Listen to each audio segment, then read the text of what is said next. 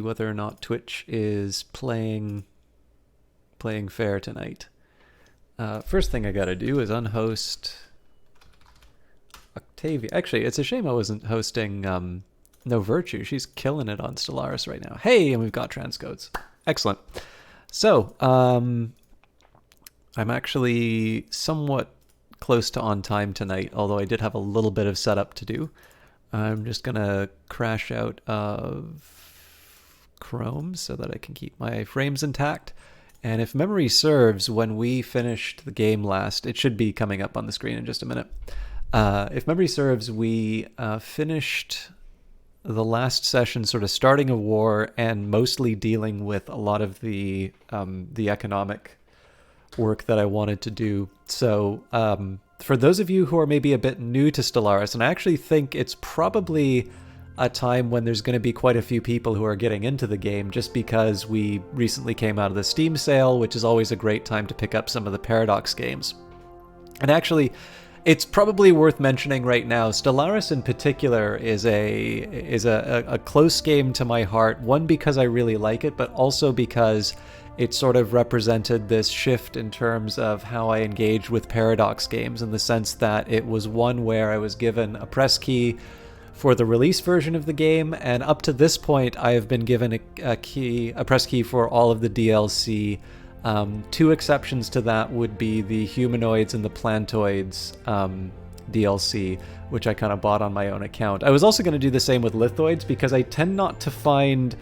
Personally, I don't really think I add value with the cosmetic packs. I know I'd spend a lot of time creating species, but it's one of these things that, because I play the game so slow, it's hard to say that, you know, somebody giving a press key is really getting their money's worth if I do one species over a course of, you know, a month or longer.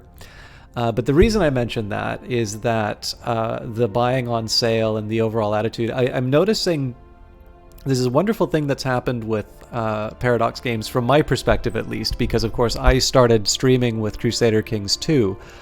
And I seem to have been a bit of part of a wave of people who were playing Paradox games after they sort of opened things up a little bit more, made them a bit more accessible to new players, let's say. I realize that sounds so cute when referring to Crusader Kings 2, which I don't think people necessarily find as an easy game. Hey, Lord Prettybeard, great to see you. How you doing? But Stellaris, I think it for me marks probably the biggest leap forward in terms of their ability to take a complex game and present it in a straightforward way to an audience. Wow, I totally didn't take care of my my economy stuff. We'll have to deal with that before the war, before we continue the war. But that's fine. I've got some ideas about that. But the reason why I wanted to mention that, and specifically the reason, I mean, it's nice to get the disclaimers out of the way. So the Federation's DLC, which we're playing along with all of the other DLC, was something that was given to me by Paradox. And it's important to do a disclaimer for that. But I also noticed that there's kind of been this wave. So I've followed this wave myself. I have not always been that warm to the way Paradox has done DLC. Now they've changed it since I started playing. So there's a little bit of flexibility for my position in terms of remaining consistent. But what I've noticed is that as the games are getting more popular and more widely played, I'm hearing quite a bit again about how the DLC policy is totally broken, and you know, you'll look at a game and you'll see its collection of DLC and you're like, well, this game's not $200 or whatever. What's really interesting, actually, is if you compare it to Civilization 6, and you take a look at the cost of the DLC, like the expansions for Civilization basically cost more than what a base level of a Paradox game costs. So in some cases, it winds up just being a division in terms of like when you pay for stuff and sort of how frequently the updates come in.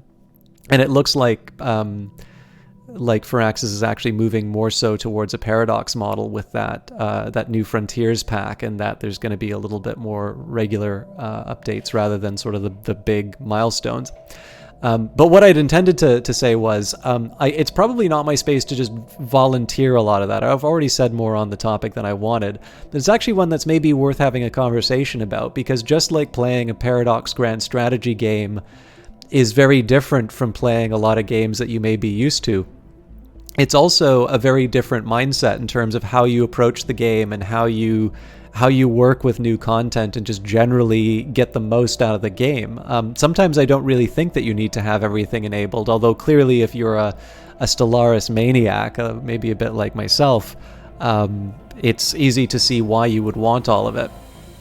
But all that to say, I figure it's only Paradox Grand Strategy game you can actually play. Well, I was going to say, Lord Prettybeard, best to think of it as the gateway drug. I'm quite convinced that you'd be able to handle more than a few of the other Paradox Grand Strategy games. But just like I think you were, probably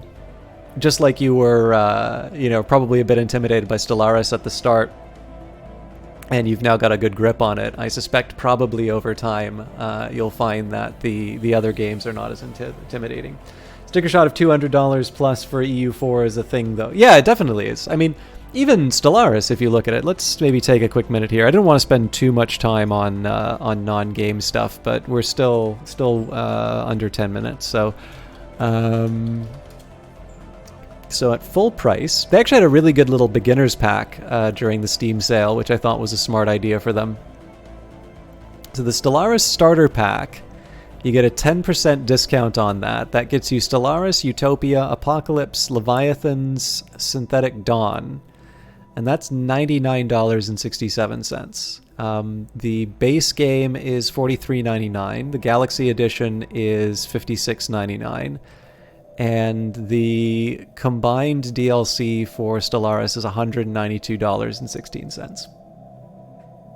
It might just be exactly Lord Prettybeard, and I think that's a really big thing. So what's interesting for me is that I love that Stellaris and pretty much all of the Paradox games since Stellaris came out, because obviously we're going to be getting Crusader Kings 3 soon, and I think there's an entire new group of people who are going to discover these types of games all over again. And it's really exciting, because to me it's, I've always had a problem with board games for finding people to play them. Now, computer games are nice because it's all automated, but to me it is entirely a good thing that people get to play this more.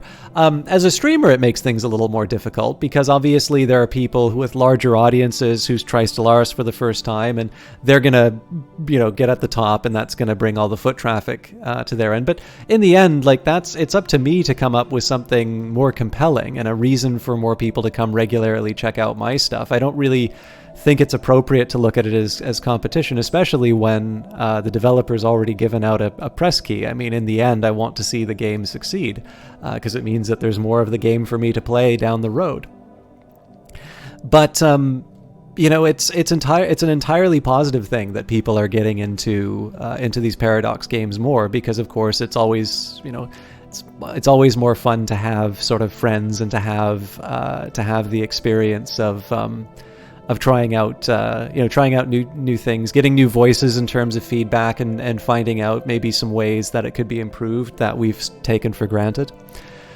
But with it kind of comes some of the challenges, and I think one of those challenges is that, as you say, getting into a game later in its life cycle means that you've got this surprise in terms of how all of the added content. And one of the reasons I wanted to talk about it at the start of the stream, of course, is that if people have already committed to trying out the game at the start, that means that they're interested. And then part of it is to explain, well, here's how I come to terms with the DLC. So for instance, Hearts of Iron 4, Europa Universalis, I don't stream them, and so I don't ask for the press key. And I've got a fairly regular updates with them. I don't have the newest DLC for Hearts of Iron or Europa Universalis, but that's also just because I don't have a lot of time to play that stuff on my own anymore. But But yeah, it's mostly it's just an opportunity to open the conversation. I don't really feel my job is to be an apologist for Paradox, but I will say that I also think there is value in sort of communicating exactly, how I feel about it and how I've been able to sort of make it so that I can get the most out of these games without really feeling like I'm compromising too much of my financial circumstances. And obviously, I'm playing now with a regular job and not too many obligations. So certainly I can also afford some more regular updates in that. But especially as I suspect we'll see more of this, right? Because as more Paradox games become available on things like the Xbox Game Pass or EA Access. EA Access is my great love. I really should be playing more stuff inside of that. I also really like the Apple Arcade, but I don't think there's any Paradox stuff for that. But yeah, I mean, the more that they do that, I don't really think they're going to be seeing the money from putting the game on those subscription services. I think what they do is they open the audience to that experience, and they say, if you love the game, here's how you can unlock more of it. So you'll have Battletech and slightly to a lesser extent Prison Architect 2, but over time expenditure has been much easier than a late buy-in, and I think that is a bit of a shame. A cheaper buy-in would build more of a base for future games. Well, I mean, at this point now, that's what we were just talking about. The subscription services effectively make the initial buy-in zero, but as you say, buying all the DLC in one go is a fairly large amount. Now, I think the biggest thing that I have a problem with is that nowhere in the rules does it say you have to buy it all in one go. That is sort of an expectation that the consumer has that really hasn't been established by the game, and it's just the way that we're used to things, right? I think we have sort of a completionist intention, but it's huge, right? Like if you want to buy all the DLC for Train Simulator in one go, you're spending, I think, at least $1,000, probably in the thousands of dollars. And I don't think that's a mistake. Like if you think of it, strategy games, if you consider miniature war games, like you're used to buying source books, you're used to buying models, you're used to buying paints, and there's always new editions, there's always new rule books and whatnot. And so there's a fairly steady cadence of new stuff being released. And I think strategy gamers are actually kind of accustomed to that sort of a model in a way that maybe other types of gamers are not. And it's not to argue that one is better than the other. I mean, I think there's room for consideration on both sides. But yeah, I mean, in the end, the biggest one for me is that the DLC funds the free updates to the game. It's hard to see the progression of the free updates if you're just getting into the game brand new. But I would also argue if you're just getting into the game brand new, that's a great way for learning the basics, and then you just add in the extra bits that you're interested in over time. For instance, like in Europa Universalis 4, the only one that I really disagreed with was the Mandate of Heaven putting the macros behind a paywall. And that was really just because I felt that the macros really simplified a lot of the game, and they made it more engaging. And it seemed a little nasty to do a quality of life thing behind a paywall. But I mean, in the end, I'm the consumer, right? It's my job to decide whether or not it's worth buying. I bought Mandate of Heaven because I actually really like that feature. So, but I mean, I figure Paradox kind of has an idea. I suspect Paradox knows how people think about their their model. I think that's one of the biggest things that they'll get feedback on, and I think one of the improvements that I've liked since getting into Crusader Kings 2 has been that I feel like they've done a much better job of communicating why they do what they do. And for me, that was probably my biggest objection, for lack of a better term. I really didn't understand why they were doing what they were doing. And again, in my defense, I also remember when there was, I don't know if it was a community manager or what, but I definitely remember a time when there was a post and it basically said something to the effect that, most of the costs of producing a DLC go into like the art and whatnot. And like my response to that was, well, then why are you charging so little for the cosmetic as like a separate purchase and so much for the rules upgrade? Like, that doesn't seem consistent with what you've just said. And I was kind of like, why am I subsidizing the people who want to buy the cosmetic? No, that is not the last word on it, right? Like there's a whole lot of other reasons why you want to price things certain ways. I mean, in the end, what it comes down to is like, how would you feel if somebody came into your work and you know, they asked you your hourly wage and their response was like, no, you're more like a $10 an hour kind of worker. Of course, if you make less than $10 an hour, I apologize. Like, you know, to a certain extent, people are allowed to value the you know, the work that they do, and it's up to the person who wants to buy it to decide whether or not they consider that sort of a price that's commensurate with what they want. But again, like it comes down to sort of a gamer psychology thing. And I know entitlement can sometimes be, you know, a real flashpoint of a word. But there, to a certain extent, there is. And I think, you know, one of the reasons for that is that obviously gaming is a very competitive space. By the way, for those not clear on what I'm doing, I'm just dealing with all my unemployment here by shifting unemployed units into planets that have more slack in the labor market and space to house the extra bodies. I have to admit there is a degree of it, simply because it's a very competitive space and some people are undervaluing the work that they do. So in order to kind of get by, they are pricing things less than what it cost to make them. And if one person does that, that creates sort of a sense of, you know, feeling that everybody else should be doing that. But of course, the fact of the matter is that every game is unique, right? Stellaris is not Endless Space 2. Endless Space 2 is not Distant Worlds Universe, you know, or Master of Orion, although that maybe probably wasn't as that wasn't kind of the universal success I think everybody was wanting it to be. The remake, I mean. And I don't think it's wrong for people to sort of advocate what they're interested in, but to a certain extent too, I think we need to recognize that just because we want something to be the case doesn't necessarily mean that we are, you know, that someone who's producing something is under an obligation to make it the way that we wanted. I'm a little scared about the fact that I have so many volatile motes, but I think I'm going to build another chemical plant. So that's going to give us 2 spare jobs. I can also afford another generator district, so that's a total of 4. And of course, we're running out of living space, so we'll build a city district and we'll actually run that at the top. I'm also going to do a quick audit of my worlds just to make sure that I've got enough living space for everyone. The resort world's a little bit of a weird one. I'm actually out of jobs for people here. So I suppose the temptation would be to build another commercial zone. Yeah, that's the right call. I may not have enough housing. No, I'll have enough housing for that as time goes by. And I suppose if I want more jobs, I'm going to have to upgrade that megaplex. So this place is kind of stuffed to the gills unless I want to start reorganizing. We're all right there, although I think we've got a surplus of housing.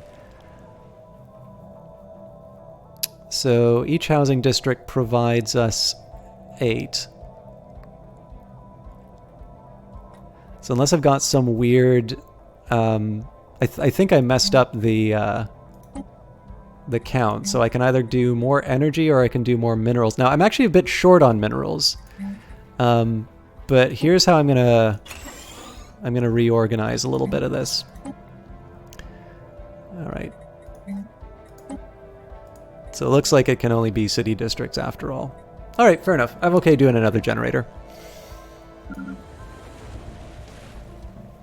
Renamario. Okay, we're at 7. So basically, any planets that are full, I want to make sure that essentially, if we have 8 housing slots available, and we haven't fully addressed sort of everything here,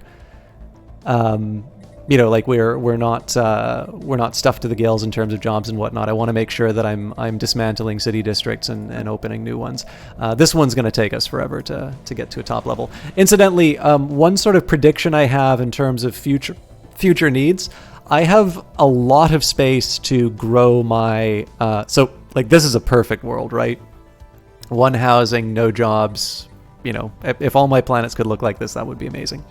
I have a lot of capacity for producing alloys, but I've definitely, like, my monthly mineral gain has been going down quite quickly. Now, the good news is because I've been selling so many minerals for so long, I feel like the price is kind of depressed compared to some of my others. But one thing I might want to be considering, now that I've got 2 Ecumenopoli, I may want to, may want to be thinking about where I acquire some new sources of raw minerals, because that's eventually going to be a bottleneck either to my growth as a species. So what I mean by that is I'm going to take longer to build the infrastructure on the planets, which of course will, you know, have some feedback effects. I'm not able to generate as many alloys and whatnot over time. But more importantly, of course, as I get more aggressive in terms of buying or producing things like alloys, that's kind of going to be sort of that's going to be like a structural shift in terms of how many minerals I can count in a given month, and that number can go negative. And of course, because I'm using those in terms of infrastructure, it also means that the cushion that I have in terms of if I fail to do the right balance, the cushion that I have is actually quite thin. And so I potentially face a situation in which I'm really struggling in terms of my my output. Now, it's very clear here that I have gone bananas with my consumer goods. I need to start converting some of these consumer goods factories into alloy factories. In my view, it's actually fairly important for me to consider the types of worlds that I have. So, for instance, Delcor is not a good candidate to convert into an industrial world. This is actually a perfect one for consumer goods because, I mean, it's producing 853. So, first of all, if I were to convert it entirely, I would actually throw myself into a deficit. But second of all, this is kind of balanced out the way that it needs to be. But I've also been acquiring a lot of worlds through my conquests. And as a result, I am going to be, I'm going to be bringing on some consumer goods production that maybe I wouldn't have opted into in ideal circumstances. Of course, I want to be focusing a little bit more on some of the other developments. So this is actually a really tough one. I think in this case, I'm going to leave it be because this will just wind up being a pit for minerals that I don't need right now. As the planet grows, I'm just going to have to move people off of Obasiac until the arcology project is done. Diadem, what do we have here? So we've got 1 spare job, and unfortunately, we're just 1 shy on the housing. That is so upsetting.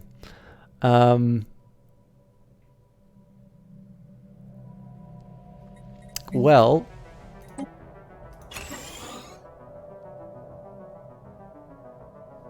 I don't feel good about it, but I do have a surplus of food, so I don't feel like I can generate an... Actually, while I'm at it, let's also convert that into a generator district. Again, we got more than enough food, so I figure I might as well sort of push towards a few of the edges that I have. All right, so we've got 58 jobs, but we've got 58 pops, but I need space for 2 more. So we've got more than enough housing. I suspect probably what was happening here was I was prepping this world for conversion into an Ecumenopolis. But right now what I need to focus on is getting those 2 extra jobs. So right now, we've got metallurgist gerbs. We've got 2 metallurgist jobs from the Alloy Foundation. We go up to 5 through the upgrade, so that'll cover us for our next level. And again, more than enough housing. Glirum. Wow, we actually have a lot that we can do with Glirum. And it looks like it's really all about the... it's all about the minerals.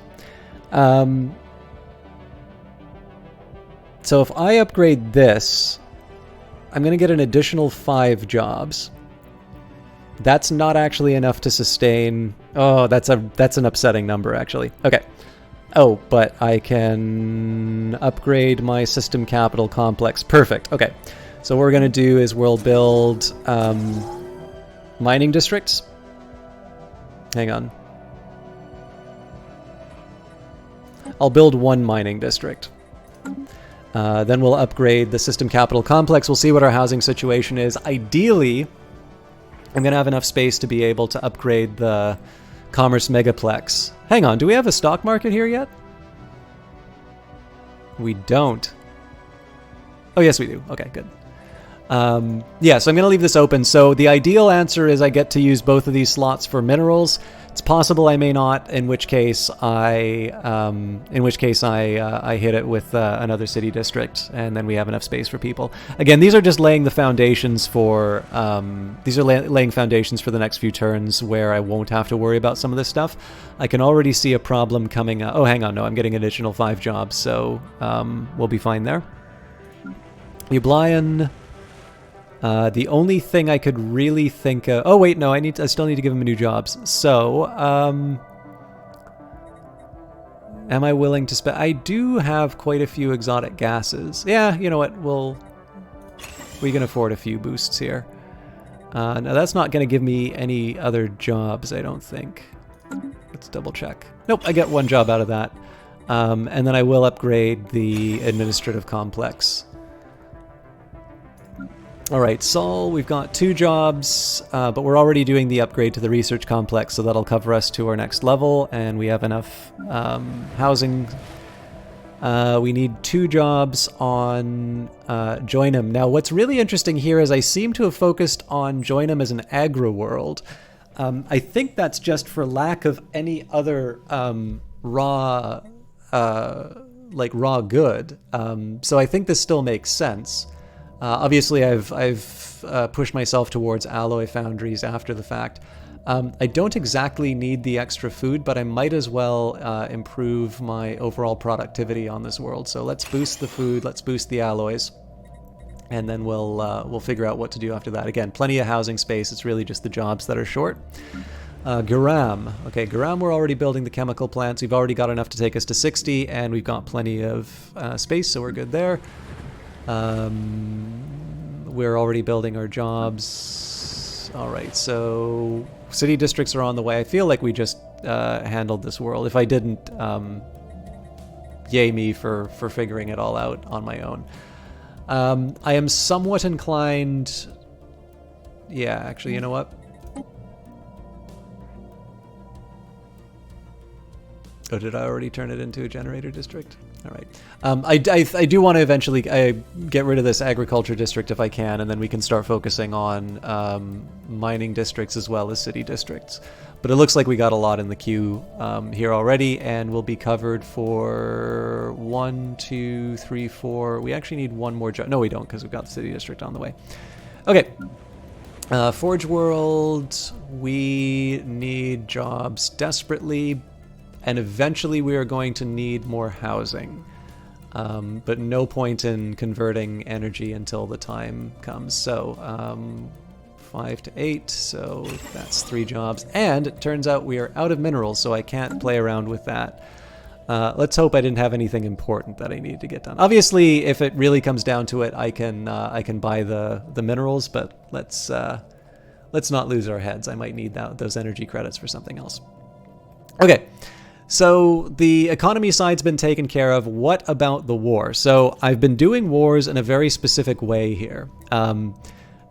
Because I have allies, and specifically because I have allies with claims on the territory that I ultimately want to make part of my own, it is actually my intention not to achieve war goals, which would involve my allies being able to enforce their claims, but rather what I'm hoping is to settle status quo with me taking all of the territory that I have claims on for them, and them not having any of the territory that I sort of have claims on. Or any of my territory that they have claims on. So this is why I was a little nervous of the fact that there were some fleets on the way to Kuzam, because if they claim Kuzam, or indeed any of these other ones, I mean, Biam, we've got a pretty scary base set up, so I'm not too... I wouldn't panic too much if a fleet showed up to cause trouble in that area. It's not like their biggest fleet could probably take that out. yeah, I mean, they've got a 69k strength fleet sitting in the area, so it's something that can hurt me. But obviously, they are stuck. They're stuck back here. There's not a whole lot that they can do about it. So, if you want an idea in terms of what I'm actually pursuing, we can go under Make Claims. So essentially, you can see here there's a bunch of planets that I've put in. I can actually make other claims. I believe that there is I think you pay twice as much to claim stuff that you know, while you're in a war. There's an open question as to whether or not some of these are worth it. You know, I could sort of see, well, no, these are all like 4 minerals. Romachus, but even then I can't afford it. So to me, this seems like a really inefficient use for influence. You should probably have already figured out what you want to pay for. And actually, this is really convenient. I don't think this was intended that way, but this gives me an idea in terms of where I want to limit my expansion. So I want to basically, I want to take out like Jarad, Molsir. You know, I'm fine. Sort of my implicit boundaries are around here. So this is just to kind of ratchet up the pain on the bad guys. Now, of course, the big question is going to be: is this system really worth the fight? So I've got 2 versions of victory. One where I take everything but Styrodon, and then I've got another one where I commit significant forces to claiming the system, but it means that I lose some. It means that I lose some ships on the way. I actually haven't decided whether or not one is worth it yet. I'm still too busy. I definitely need to make sure that I take on their capital worlds, and this is actually not a trivial task. So, as you can see, we've been bombing the hell out of this place, but they're still sitting on. Apologies. They're sitting on 17k. Sorry, 1700 in terms of troop strength. My own troop strength. They're here somewhere. Maybe I made the army go somewhere else for a little while. Yeah, they just showed up. You know, they're okay, but they are 2.5k strength. And again, I don't want to just throw these guys away because I don't have easy access to extra troops. And so it's important for me to be able to take bases that are relatively weak. And so in this particular case here, I've got a few fleets bombing the hell out of these stations. So this is the one that's a bit weaker right now. We're just sort of pounding out the defense forces. There's a lot of them. And then following that, you know, while we're waiting for that to happen, we've got someone softening up the other mining station, although they're at 2,000 troop strength, so we're clearly not going to be invading there right away. Now, the good news is that right now the enemy is behaving exactly the way that I want them to, which is they feel intimidated by the size of the fleets that I'm throwing at them. And so they're staying put in this system. My big worry, of course, is right now with the ocean. I am trying to get them to the Menjusana system while also claiming extra systems. So I'm playing a little bit of a game of chicken here. I want to see whether or not these guys move when I start making a move on Tatus. If they do, then I just want to go around the side and move directly into Menjusana, because at Menjusana then I have the full strength. At that point, I'm basically looking at a little under 400,000 fleet strength against something that's just a little under 100k. So clearly an unfair fight for me. But yeah, I'm actually quite risk averse in these cases here. I don't really want to spend the time rebuilding my fleets. And so I'm trying to avoid large conflicts, and instead what I want to do is I want to nibble off the parts of the systems that I want. Oh, actually, I better have put a claim on the matter decompressor, because I believe the matter decompressor gives me a hell of a lot of minerals. I don't think I've built one of these things, actually.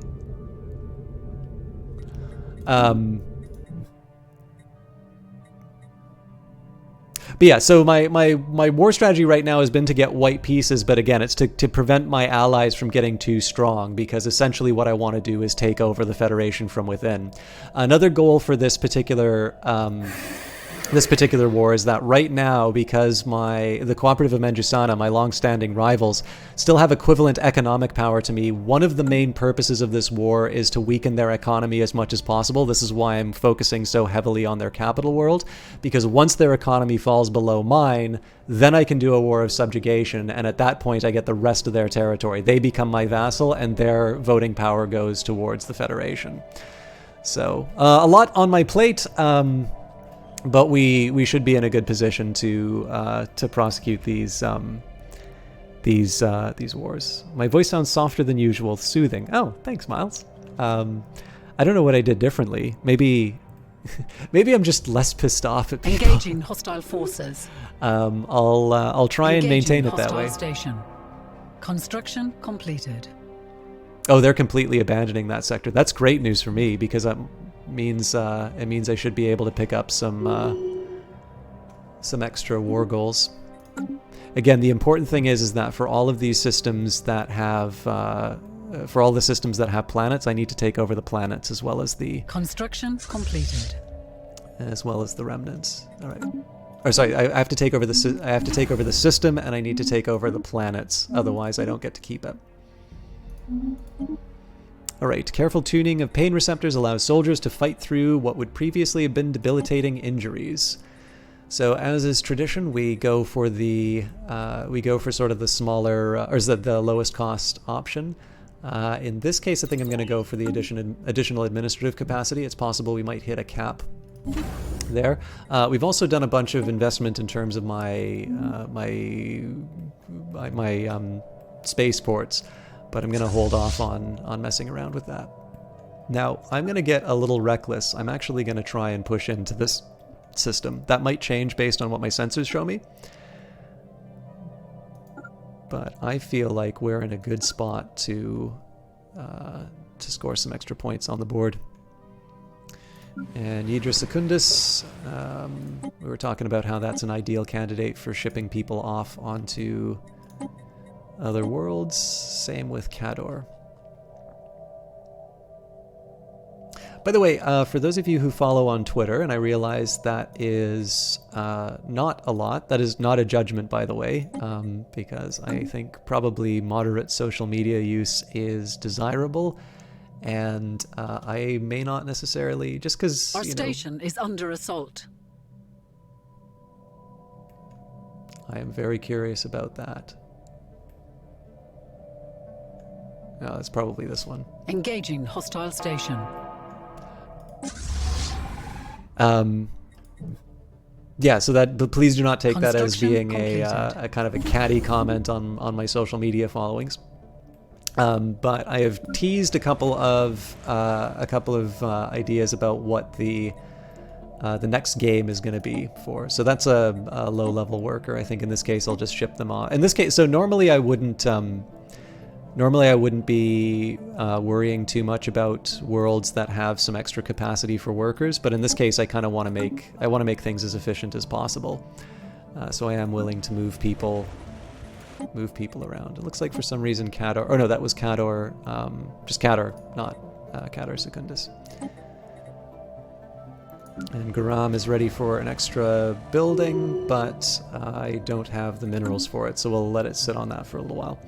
But anyways, I've been teasing out what the next I'm going to do a special stream on Monday. I've decided I will. So sorry, not Monday. Wednesday is my birthday, and I do realize that it's been a little while since I've done Cultist Simulator, just because of dirty rectangles and a bunch of other commitments and other interests. But because it is my, I want to do things like holidays and sort of quote unquote special days for me. I do kind of want to retain those as, as days that are sort of for me. On the other hand, there is something nice about being able to do, something with people. And in this case, a virtual environment is something that's probably well designed for the moment that we find ourselves in. So I decided I would do a stream, but I would do a stream that was kind of for me. So I am slightly interested in what people think the game is going to be, or if it's not a game, at least what the discussion is going to be. So for those of you that are following on Twitter, I do have a few little hints. They're kind of generic right now, but I'm going to try and close into something. I'm not entirely sure it'll blow everyone's mind, but I think it'll be fun. It'll be a nice little change of pace. And then of course when Friday we'll be back to Outer Wilds. So thermodynamic yield control 5, explosive weapon damage plus 5% with a chemical reaction tightly controlled by missile board microprocessors. Warhead detonations can be tuned for maximum effect for local conditions at the time of impact. And as always, we look for the cheap tech, so we've got defense platforms, more explosive weapons, strike craft, and armor hit points. I do tend to like to go a little more offensive on these things, so I think here we'll go for the attack speed on the explosive weapons as well, kind of double down on the advantage that we got from the last one. I always take a minute. I have no doubt about what the outcomes Engaging of hostile station. what the fights are going to be. Engaging hostile station. But I do want to take the time to. Oh, this is going to be a nice little I don't know, bonus. All right, what did we actually take out? Nothing. That's because that was in the different area. Now, it looks to me like I'm actually coming after Allied terror. Nope, we're still good.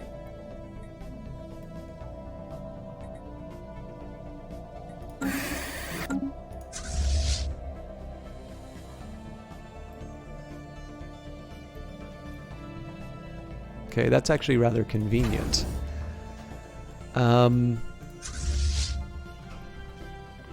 I'm actually kind of tempted to just go straight to Ryador.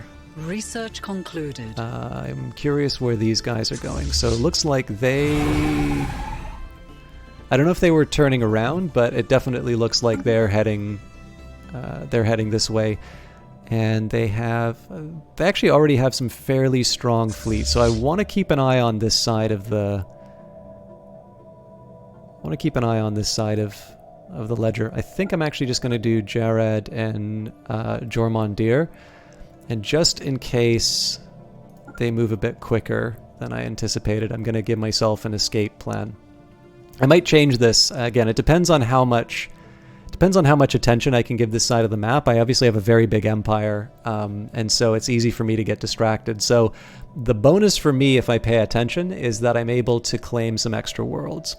And the bonus, or the bonus if I fail to pay attention, is that rather than have one of my fleets engaged in a slightly fairer fight than I would want it to be, they move to a point of safety a little bit earlier than I was planning. So it looks like I don't have any reports on those.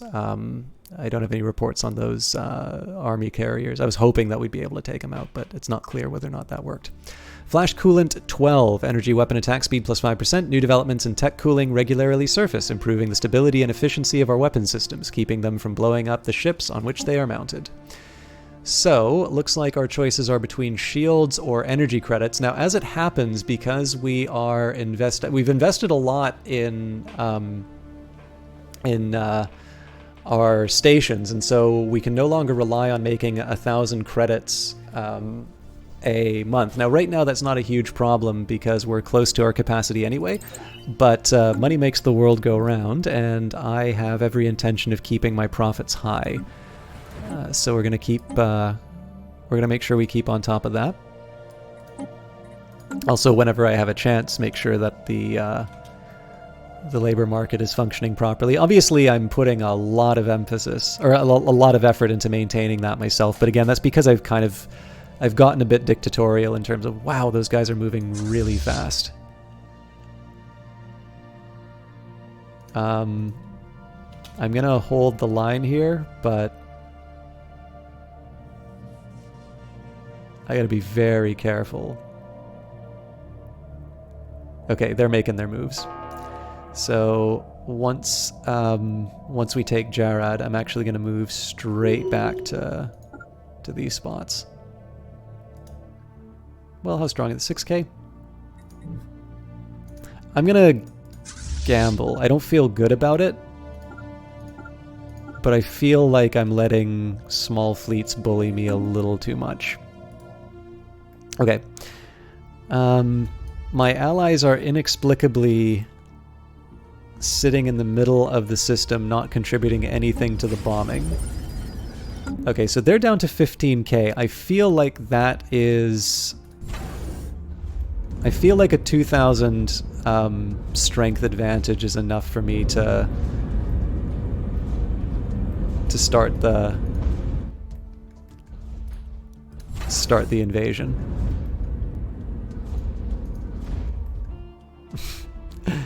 Wait a minute, 3-6. That's not my... I've got 2-6. All right. How does that calculus change? So I've got 1,000 advantage. Would I still take it? I'm getting impatient. So I'll wait until the invasion actually starts, and then we'll move the other ships for the bombing.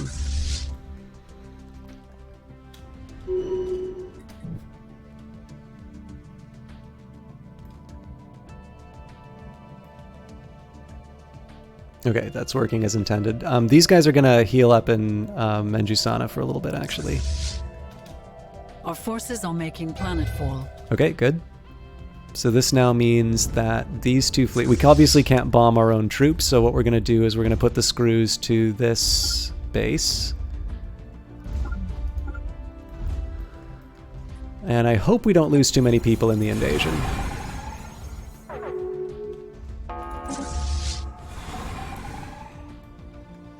Alright, so they're going aggressive on this one. I do want to make sure... It looks like there's enough distance between me and their ships, so what I'm hoping here is we get some nice attrition without losing too many of our own. I am quite fond of all of the range damage we're doing here. Alright, so they melted.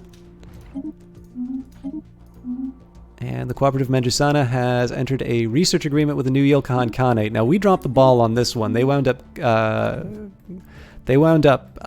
guaranteeing their independence, where I kind of thought that that group was in sort of my circle of influence, but that's fine. I mean, we'll just conquer them as time goes by. So through hard work and experience, Admiral Wuglam has developed new skills, so they have the unyielding trait. And looks like we did lose a corvette on that one, so that's a little bit of a shame, but that's also not that hard to recover.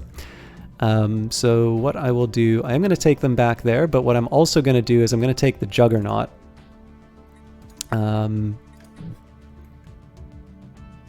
Where'd I put my Juggernaut? Oh, it's finally making it to the main battle.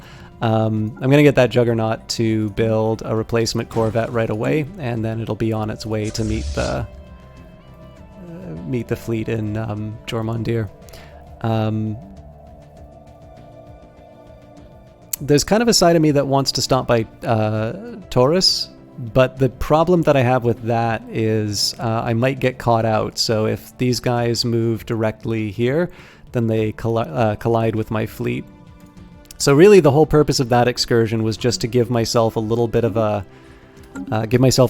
cushion, so that if they retake these systems, I don't lose a whole lot for it. But I am sort of in a position where I can enforce my demands a lot easier. All right, so we've got a lot of reserves, which is good. I'm just hoping that people disengage more readily.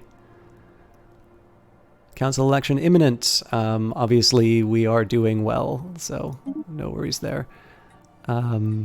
This can't be the same combat.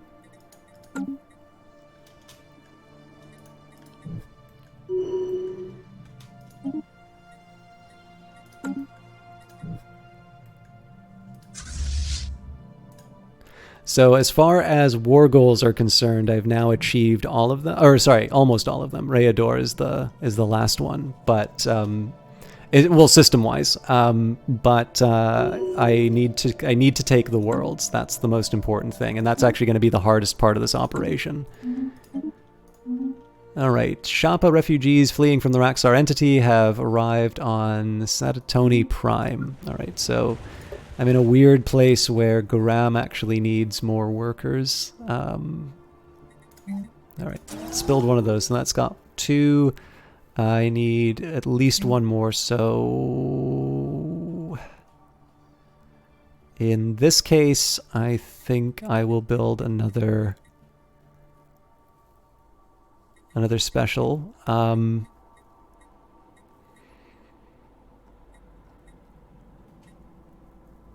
Actually, now would not be a bad time to build a stock market.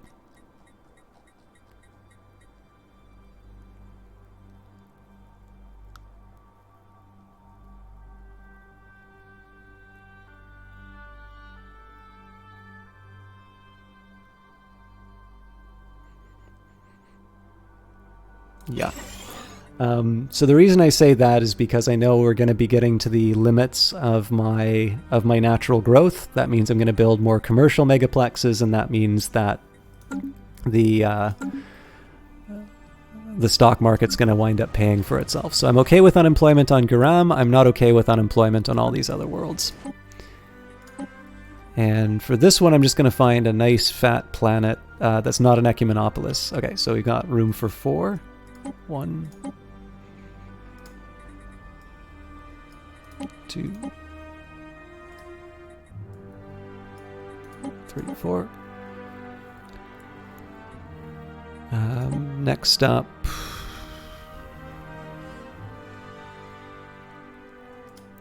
PE is a good example.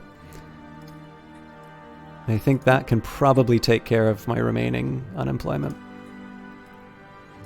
Probably could have absorbed all of it, actually. Alright, so I do need to consider building out the rest of these worlds, but I want to try and get my my mineral count up a little bit. Okay, so there's the coast, so I'm going to combine them. How's the invasion going? Again, my hope here is that we're automatically disengaging rather than losing. No, we do lose troops. In fact, we've lost... Well, that's also a measure of overall capability. But knowing that... Research concluded. I'm going to need to take a minute here, and I think it's a good time for me to consider some extra troops. Now, one of them had sort of Titanic life form. There we go.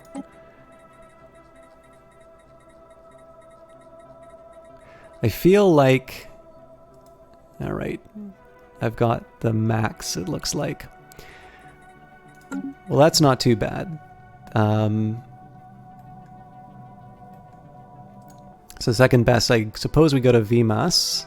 And... wait, why am I picking VMAS? Because it's there.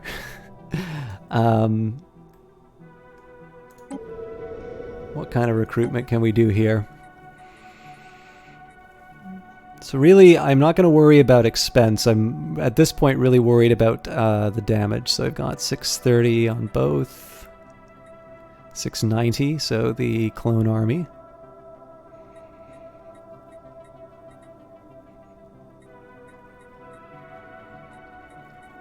Okay, so it looks like 690 is our best. Health 340, 230. And that looks like that's pretty consistent across.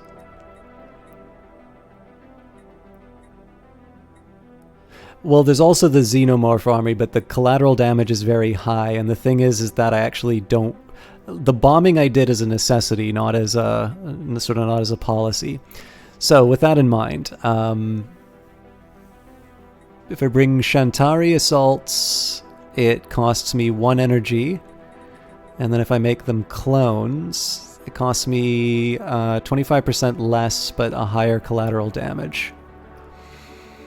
I think I'm willing to throw more clones at the problem, so...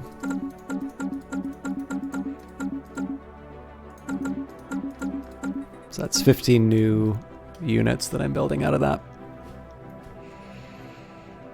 That's obviously more than just replacement. That's to give my army a much needed shot in the arm. Restructuring the managerial web linking core worlds to the capital can help alleviate the administrative stressors and information choke points that frequently arise within a budding empire. Administrative efficiency 7. I am starting to remove some of my farms, so a bonus towards food production would not be unwelcome. But I feel like leader lifespan is probably a little more helpful, especially given the fact that it's a curator. So the longer I can keep that curator around, the happier I'll be. Good news is, though, I actually have an opportunity to buy a whole lot of minerals. Alright, let's go shopping. So first things first, we need more living space. And I think at this point, let's admit what we need, and we'll boost up the commercial zone, and I'm going to ignore that planet for a while. Alright, Vanico is in the enviable... Well, no. Let's just call it what it is, and we'll start moving out some of the farms. Now again, take a look at that number. That used to be a lot higher before, so this is why it's really important not to get too crazy about doing these divestments in agriculture. I'm probably going to stop using... so like this was a world that actually had a fairly robust farming system. So it's really only because I need to have enough city slots that I'm doing this. In normal circumstances, I would actually try and find the space elsewhere. So if, on the other hand, I had a world that looked like this... now, this is eventually going to get turned into an Ecumenopolis, would be my guess. So... You know, if I had all energy and then like 1 or 2 agriculture districts, I think that's really just more about sharpening the focus back to where it needs to be. Like this is a great example. This would be something I'd be willing to convert. Speaking of, can I? I could turn it into a mining district. I am willing to do that. He says, as he was just saying, you know, I want to be careful that I don't get rid of, don't get rid of the stuff I need. I think jury's still out as to whether or not we need another... Right, I can buy that right away. I might as well upgrade the building. Alright, Belzir 2.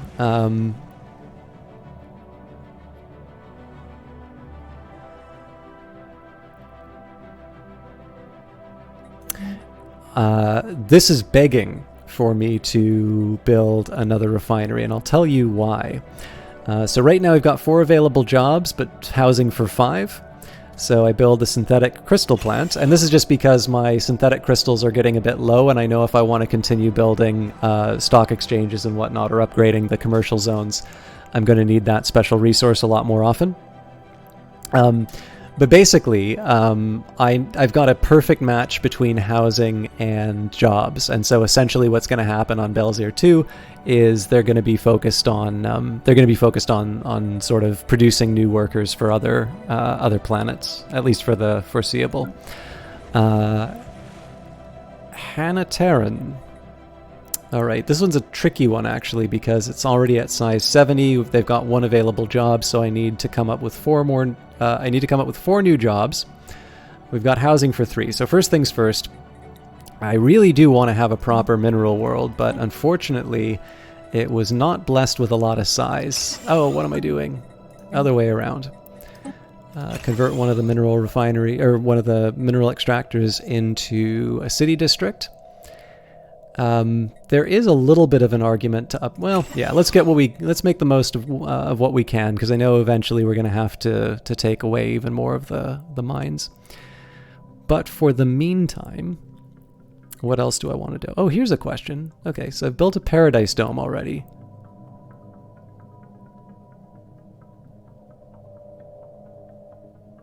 Yeah, no, I still made the right call there. And let's say... Yeah, honestly, I think we're going to focus on maximizing job creation. Given that I may wind up doing something with these holo theaters, But given the fact that I kind of want to save the mining districts, and I know Paradise Domes are not quite gonna push me over the finish line on this, I think commercial zones are a nice safe choice in this case. All right, now Azwiri, why are you being flagged? Oh, because you've got a spare location. Well, let's do what we were originally planning to. So we will. I think at this point it's not a bad idea that I just start building the. Actually, now that I think of it, we're at 68.1. Nope. In this case, I will build the crystal refinery. The next thing I'm actually going to build is a stock. Hang on, that doesn't make sense. Yes, no, it does. So crystal plant. Then we're going to upgrade to get the next 5 jobs. Then we're going to build a stock market, and then we have one leftover one. It's probably going to be building synthetic crystals. And I might as well admit that I'm not going to have enough room. Dvorak says, hey, is this game easy compared to Cultist Simulator? They are two very different games, although I should note that the creative director on Cultist Simulator wrote a story for this game called The Horizon Signal, which is really well done. So there's the connection for you. So part of it is mindset. I will say, however, that I think most people would find this to be a little bit more Okay, so it's friendlier to newcomers in the sense that not only does it have a tutorial, but unlike other Paradox games, they've actually updated the tutorial as new features get added. So what that means is that if you play the Crusader Kings 2 tutorial, very little of the advice bears any resemblance to the game that it is now. Whereas in the case of Stellaris, I'd say that the tutorial actually does a fairly good job of explaining how the game works today. Now here's the catch. This is why I kind of give you the caveat, is that Cultist Simulator is a game built around learning the game while you play it. I would say that Stellaris is built kind of around the premise that you are going to put a lot more effort into learning this game and getting comfortable with it than you will an average game. But the reward is that if you take a look at most of the reviews and most of the people who play Paradox Grand Strategy games like this one, you will see hundreds of hours, and that's not a mistake. So I do not mean to suggest that this is an easy game to understand. Well, it depends, right? Like if you feel comfortable with a lot of systems that you don't need to keep in mind all at once, but you know they're there, this is a fairly straightforward game. I would argue it's the easiest game to get into. Mechanically, it is a much more complicated game than Cultist Simulator, but the whole thing about Cultist Simulator is that you're learning it. So this is a complicated game. Whether or not it's easier to learn than Cultist Simulator is hard to say, because of course Cultist Simulator doesn't give you a tutorial, whereas this one does. But yeah, so the biggest thing is, if you're looking for a game that's easy to get into, it is not this game. If you want a game that is friendlier to onboarding people, this is a really good game for that.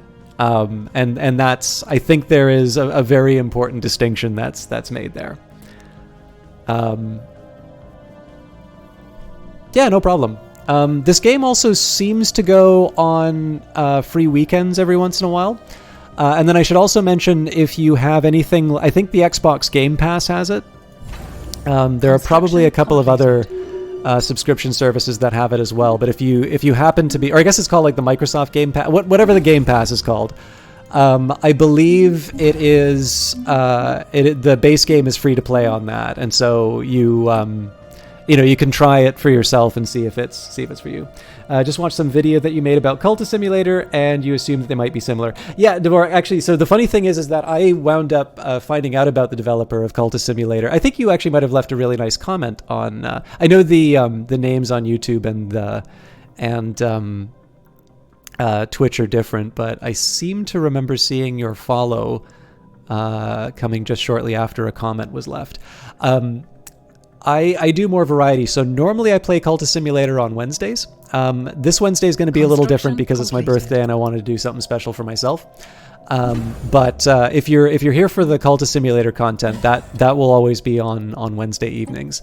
But I am a bit of a variety caster, and the connection to Cultist Simulator is a little bit of a weird one, just in the sense that the developer happened to work on this, and that was I actually found Cultist Simulator through Itch, but as it happens, I wrote them something silly in response to the Horizon signal, which they wrote, and they gave a silly response back. So that's a super complicated answer to your question, by the way. But and incidentally, if you do ever wind up trying out this game, I'm actually really happy to I'm really happy to answer questions. So if you do decide to give this thing a shot, and it tickles your fancy, please don't be a stranger. Feel free to come in and ask questions. I figure nobody really watches me for my skill, and so the least that I can do is kind of be a friendly voice to people who are interested in trying out new stuff. All right, the Mutagen Merchant Guild. The years go fly by, don't they? Post-meta Djomar. It has now been 10 years since we arranged our trade deal for rare crystals. Do you wish to extend the deal for another decade? Now, actually, I guess for crystals, I kind of do need them. I've got a surplus of 7, and we're importing 5 from these guys right now. So I'll continue the deal. I mean, it doesn't really cost me that much in terms of energy anyway. It's, I guess, 2.5 months worth for securing that for 10 years. Concluded. Excellent. Our merchants will begin shipping the crystals to your planets at once. May the Shikarat do sing to you. All right. Miniaturized pre-igniters. Version 5. Advances in the miniaturization allow for more rapid loading and discharging of rocket-propelled payloads. Now, the catch here is that I'm not getting the advantage of any of these because, of course, my ships are all fighting the war. But that is, of course, working as intended. I certainly would not want to... I'd certainly not want to spend the time that I could be, conquering worlds, doing upgrades. So as always, we're going to pick whatever the lowest cost is. So I'm probably most inclined for the strike craft. It pains me because I actually really do want to boost my mineral production. But in this case, I do like strike craft. So we'll do the Synapse Interceptors instead. Uncle Craig. Hey, thank you very much, Dvorak. That's a great name, by the way. It's pre-birthday, but it's funny. Like I don't like just advertising it all over the place. But I will admit, because I'm kind of like I moved out here for work, I don't know that many people.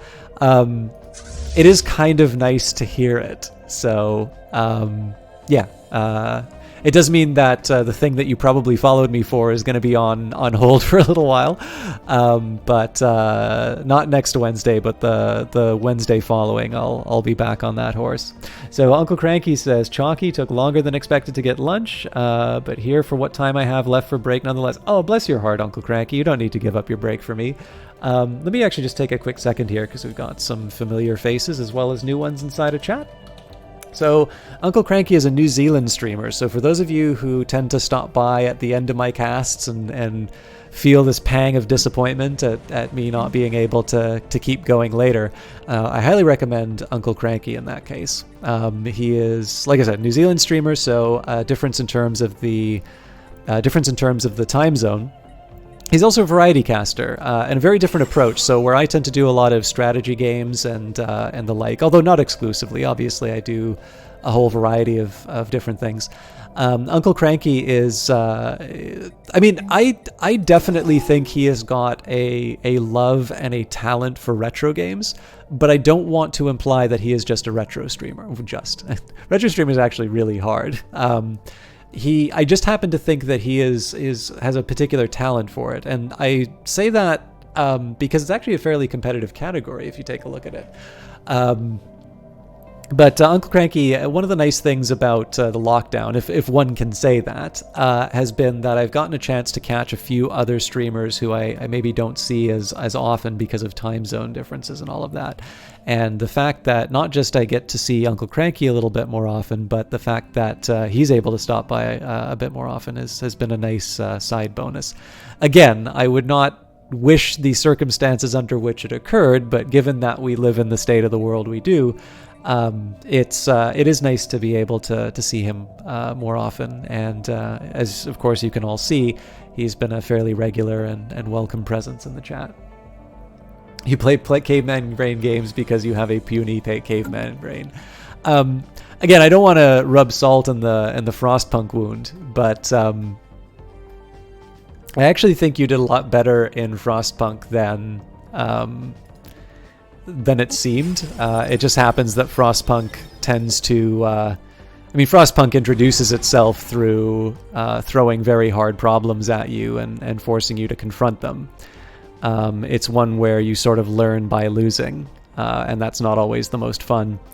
But I actually thought you did a very good job at it. So this is the thing, like, Uncle Cranky likes to play dumb, but he is actually quite good. Actually, one other thing that I don't give him enough credit for is actually he's a big fan of and plays Dark Souls quite well. We are losing a lot of troops on this, actually. So the challenge with that is that boosts up my attrition, which means that my own war goals are going to get a little dicey. But that's fine. I mean, I'll find a way of managing it all. We're still waiting on our extra ship, it looks like. You're going to conquer that game one way or another. You just need to find the right place to apply brute force. For me, I thought it was very, very well done. And it definitely took me on a really wild and interesting ride. But the thing is that your first encounter and like your first reaction to it is actually very similar to mine. I bounced off that game pretty hard when I first played it. The reason why I ranted so much about it, of course, is I eventually got back into it and realized what a good game it was. But this is the big challenge, right? If you don't have, if the game, it actually, I can actually say we were talking about Cultist Simulator. Spaceport under fire. It says that, but then it never shows me the spaceport that's under attack, so I think they're lying. Or no, I bet you I can tell you exactly where that's happening. They have finally shown up to... Oh, no. I'm pretty sure they're on their way to recovering their territory. But Shadow Tactics is captured. Oh, that's right. I only saw you play it once, but you're doing a good job. I have not actually played it yet. I'm interested in playing it. But, oh god. Alright. So we can continue to sell consumer goods at a substantial discount, I suspect, but... Alright, so we get 3,000, well below our cap. I don't think I'm quite ready to convert them into minerals yet. We've actually driven the price up quite high because of our large purchases. I definitely need to start undoing some of my consumer goods production. Now this is a real shame here. I absolutely should never be winding up in these situations where I have unemployment on a world like this. So let's upgrade the capital, and let's say, so new forges, and this is gonna hurt, but I think the time has come. Oh, actually, here's... no, it's not going to hurt because I'm going to do this the smart way. So, civilian replicomplexes. So, how many jobs does this have? 8. Okay, so I need to create a total of 10 jobs in addition to what I just did. So, 3, 6, 9, 12.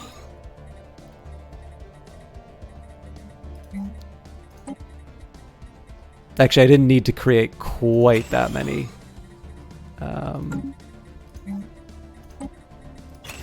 So this is the start of the... This is kind of the start of the shift. For some reason, you thought Desperados 3 and Shadow Tactics were the same game.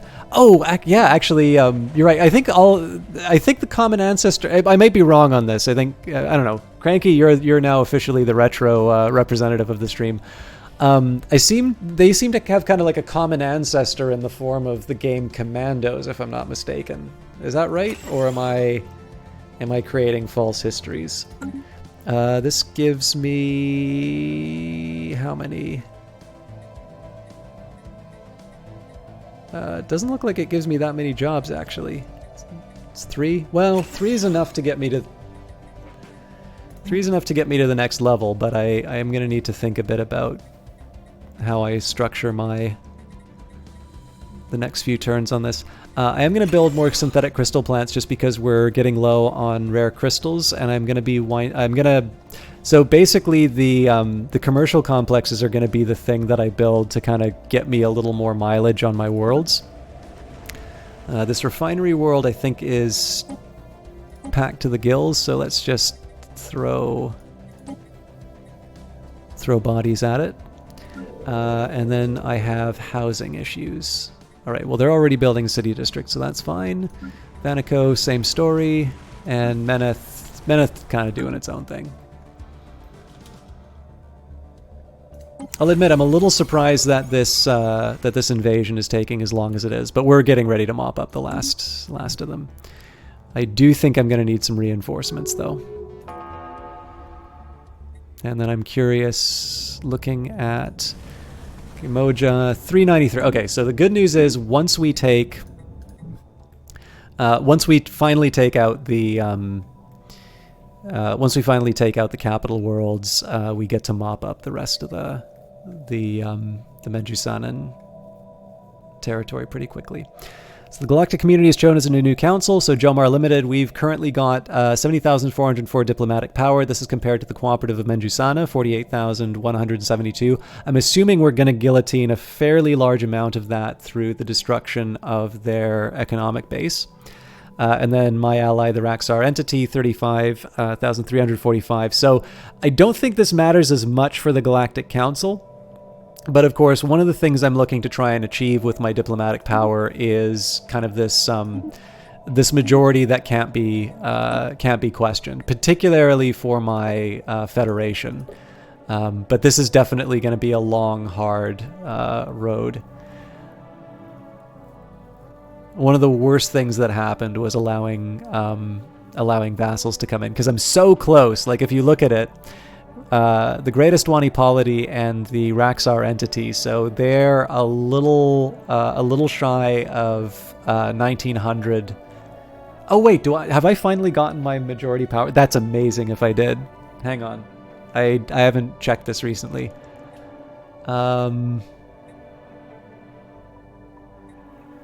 In fact, I'm gonna do this right, and I'm gonna get the calculator.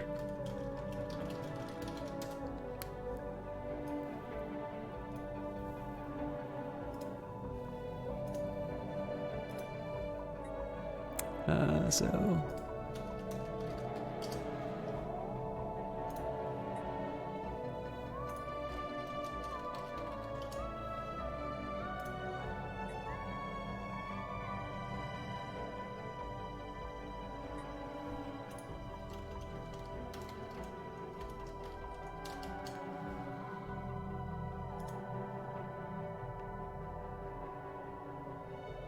wait a minute. Oh, yeah.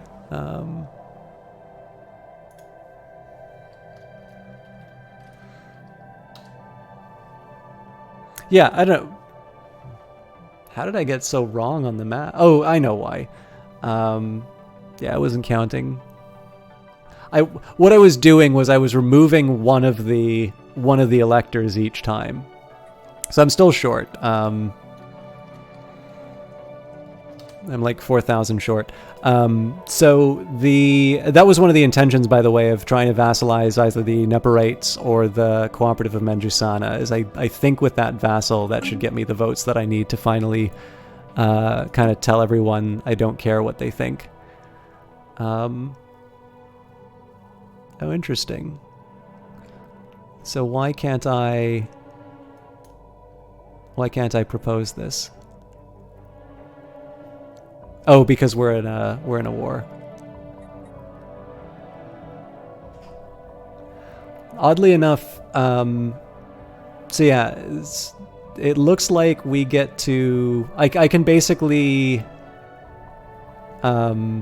I can pass any type of policy that I want, except the succession type, which is the one that I want. If I pass the succession type, I am president for life here, and they know that. which is exactly why I'm never going to get them to vote them. Of course, one of the things I'm considering is kicking out the greatest Wani polity. Sorry, my calculator's covering up chat. I don't know why I apologize that because I may not have been responding, but you wouldn't have known that until I stopped responding. Okay. Yeah, I think we're just gonna stay the course because this is insane that this hasn't finished. Well, no. It's gonna settle status quo. Ideally, knowledge is the key to the universe. Oh wow, that's going to be a pretty big Econo gain, actually. Oh god, this is going to be such a nightmare of a map. It's like there's going to be a couple of Econo areas. There's going to be a couple. Yeah, so it looks like my allies won't lose anything. It looks like they're all gaining. And again, when they gain, that means that their power goes up. It's going to be harder for me to sort of take over the Federation from the inside. But this is the big thing. Even if they wind up totally conquering the target, I still get to vassalize the Nebarites as soon as we're not at war. And the Nebarites, they're weak, but they're not completely flat on their back. Minor improvements to transmission efficiency add up to sizable reduction in overall energy loss. So that's applied superconductivity 12. Let's say shield hit points 5%. All right. Now I'm gonna say I don't need to bomb these worlds because the defense on the planets is so trivial. I think it's better for me to just contribute to the main bombing. I can't even see this station anymore. This is ridiculous. I'm also curious how the recruitment efforts are going. I'm not going to be able to hire anymore. War report. Enemy planet secured. Perfect. Yeah, so we're down to 1.5k. I'm assuming that there's going to be a little bit of healing that happens there. Maybe we'll land them for now. Mostly just curious.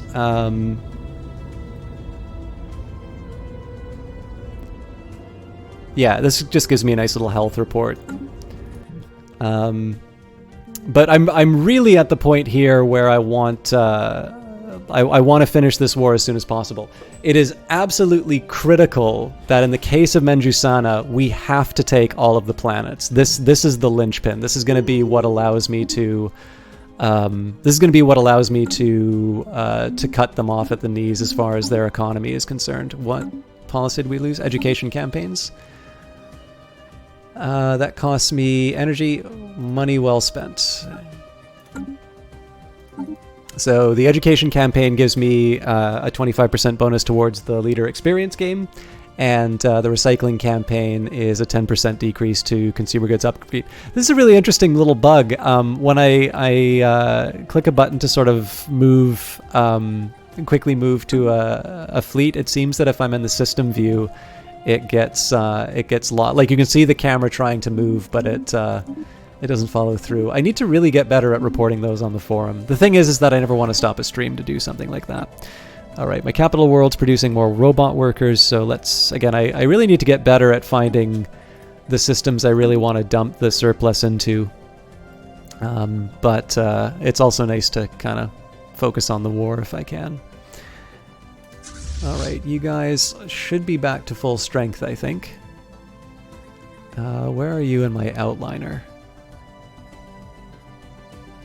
So this is the 13th Pelagic Excursion. Yeah, they're at 190 strength. So the question here is really, what do I want to use them for?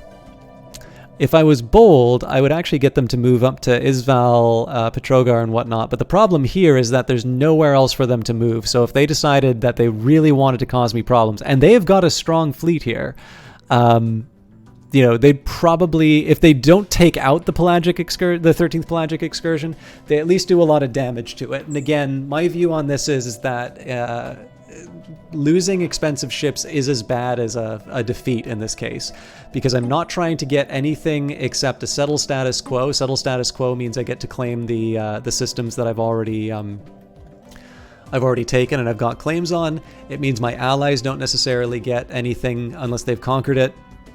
And it means that basically it's a lot less effort for me to gain. And so if I wind up throwing my entire fleet in order to be able to... declared. Whoa, that's not good. Okay, the Neburite Republican Territories has declared war on our ally, the Great Astwani Polity, because I am guaranteeing them.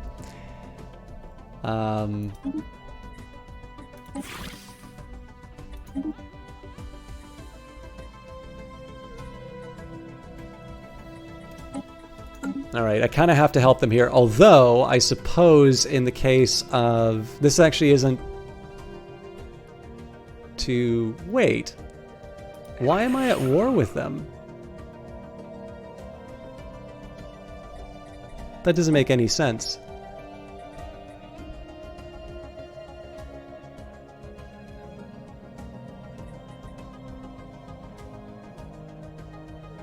The Great Astwani Polity is the overlord of the... Oh! Alright, that is a pity. This is another reason why the Great Astwani Polity is more of a liability in the... Knowledge is the key to the universe. Alright, regiments of periodic cell revitalization treatments keep the leader class spry and active beyond traditionally expected lifespans. So now we do transgenic crops. 7, this... Again, notice how quickly our food has dropped now that I'm putting these things in. I think in this case, let's do... I can't really...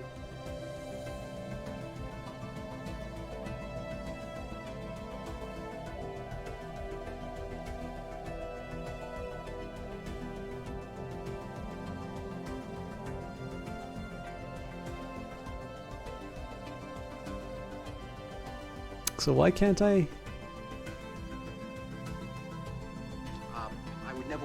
Sloppy Poet 96, thank you very much for the follow. Okay, so I do want to make them a subsidiary if I can. Wars waged to acquire.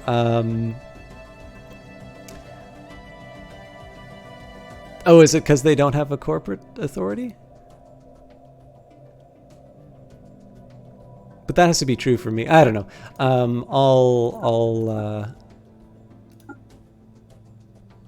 Oh, but of course it's the main defender, which means it's the Astwani Polity. Okay, well hopefully the Great Astwani Polity doesn't do too much damage to them. Alright.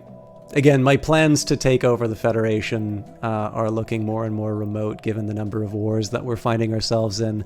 But I suppose the biggest... So I'm not going to get too sad about that plot not working. Because in the end, it's all really just ticking down the time until I can declare war on Benjusana again. And as soon as I'm able to do that, to the universe. Then I should be able to turn them into a subsidiary. Again, that's an assumption. It's possible that they wind up having a stronger economy than I thought, but.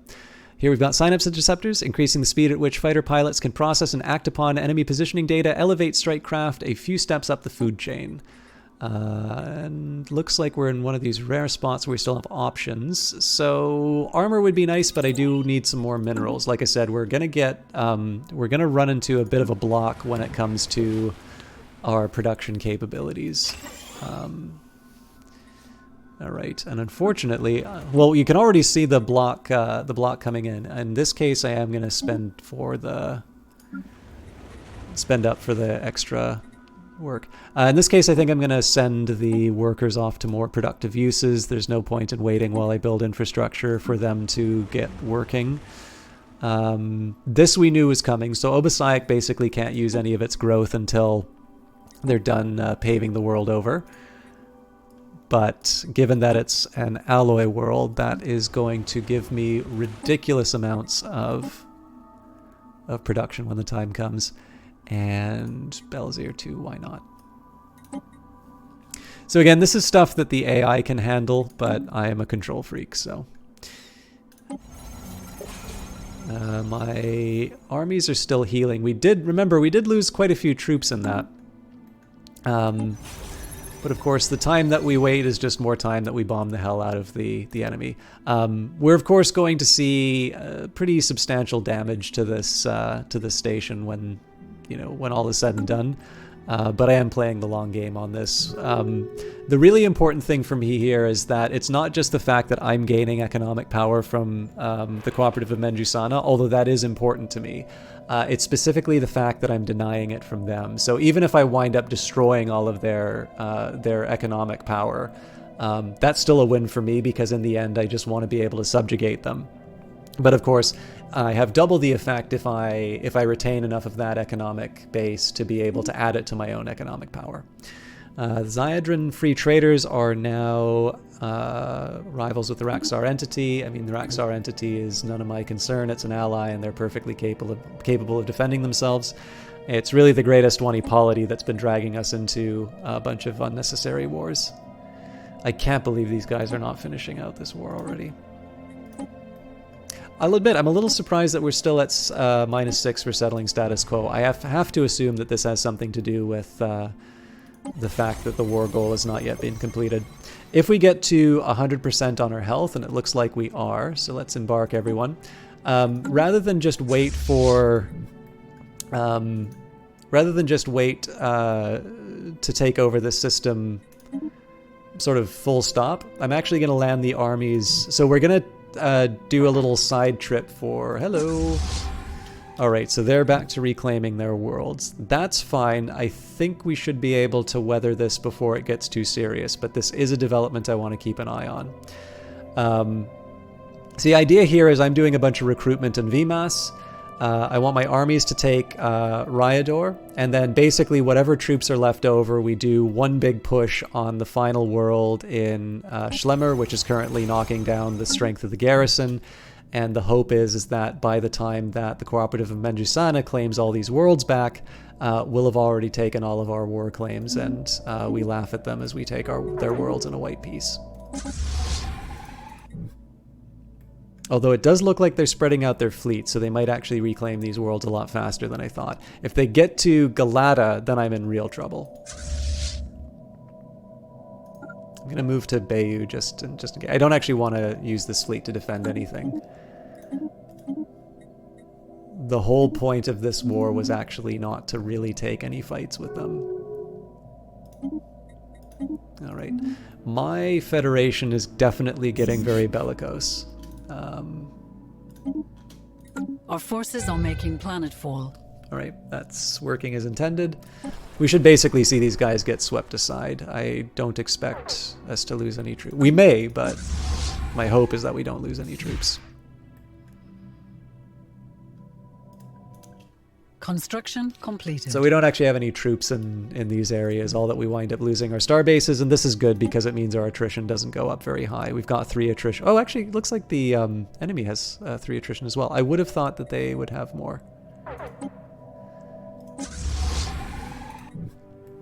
So again, I know I can take on these fleets, but it's the difference between being able to achieve my war goals with, through losing a lot of ships, as opposed to... Enemy planet secured. Perfect. So I'm going to give these guys a little time to heal.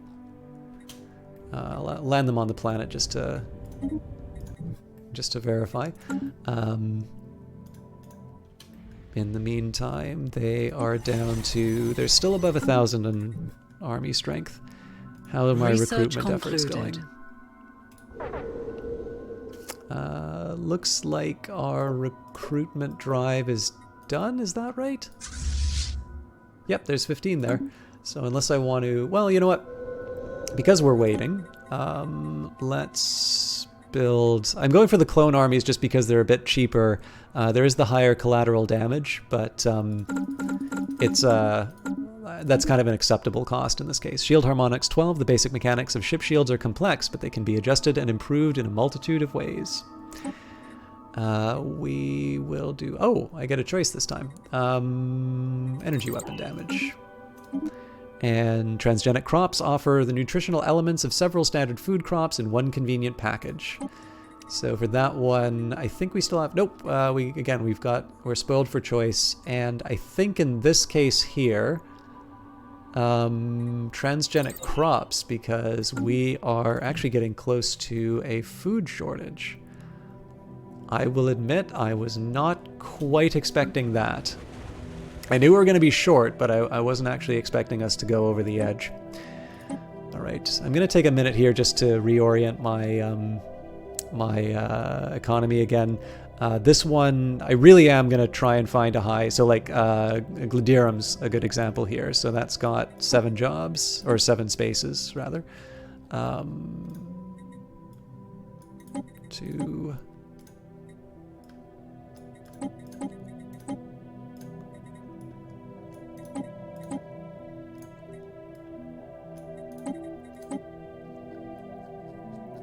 Perfect. So that was able to absorb all of the slack in the labor market. Cater Secundus. Let's get you. I'm actually going to get them to build a Ministry of Production. But I do need to come up with 4 more jobs. So Ministry of Production will give us 1 administrator, so we still need 3 more jobs, which means I can upgrade one of these alloy foundries. I've got more than enough housing, so no fears there. And then Ublian, they just need 2 more jobs, and it looks like we did make this a bureaucratic center. We are going to be expanding pretty rapidly, I think, so nothing wrong in adding another building for pencil pushing. So again, what I probably should do at some point is sit down and figure out, oh wow, this was such a good world for balancing everything out, but it looks like I didn't manage the housing that well. So let's say it pains me to do so, but I am actually willing to sacrifice minerals before I'm willing to sacrifice energy credits. So you get a brand new city district. Okay, this is where I start getting a little worried, actually, because they now have a long string that they can go through. How's the army doing? Is everybody healed? Not quite. Research concluded. Oh, now that's unexpected. I wasn't thinking that we would hit our cap on alloys. Okay, I'm going to do a huge spending spree. Changes in how mineral deposits are evaluated relative to each other lead to more efficient boring patterns. So 7,500, we've got planetary build speeds, defense platform damage, and hull points, but strike craft attack speed is my favorite out of those. But yeah, so I probably should sit down and do the math on this, but basically I'm generating, so you may wonder, like, why am I running into so many employment problems? It's because I'm still building robots on the worlds that have sort of full employment. And the reason that I'm doing that is especially, so if you look at something like Mescaban Prime, which has just got this huge amount of jobs and housing, or better still, maybe, you know, I'm not really colonizing new worlds anymore, but you can maybe look at something like, you know, I've got a world, and, you know, it has lots of potential, but I need to actually wind up with these, I need to wind up with enough people on the planet working those tiles to be able to take advantage of all of its bonuses. I'm generating a lot of money. So spending 100 energy to move someone to another world is not, that is not a major expense for me. And so while it is a little tedious to, you know, take something like Mavel Prime, which, you know, I'm never going to get any more jobs on here. I can sort of game it out so that maybe I have a whole bunch of commercial buildings or something, or I can specialize a little bit better, because, like, do I really need these nano alloy plants? You know, mote harvesting traps I kind of need because that was what the planet was endowed with. But, you know, there's any number of arguments for saying is like, there's probably some better ways that I can, you know, that I can organize this planet. But the biggest thing right now is that even though I'm never going to have another job for these people, the fact that I have multiple planets generating robots means that I'm able to ship those robots off to the planets that need them. That means that my labor pool is growing faster than what it normally would. So it's, in addition to taking the planet's individual growth, I'm getting the growth on quite literally every single one of my worlds in terms of the construction of robots.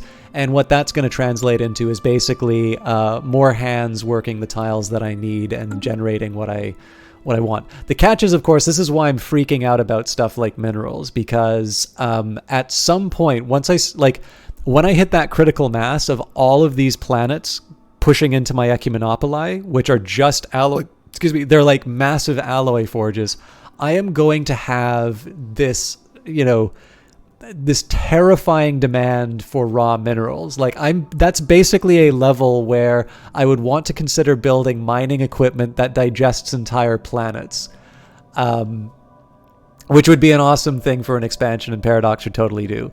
And the fact of the matter is, I'm not really prepared for that. I'm hoping through seizing, there was this object. I've never actually run into the ruined matter decompressor, but I'm hoping that might give me a shot in the arm in terms of raw materials. Because, of course, once I do that... Oh, sorry, I gotta actually use my alloys.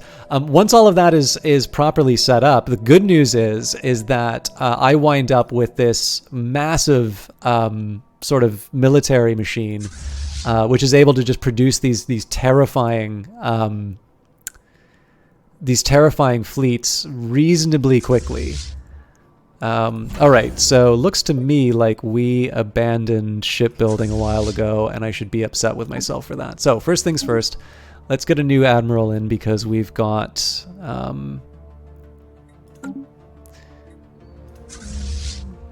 a full fleet, it looks like. Yep, that's 230 power too, so that's pretty cool.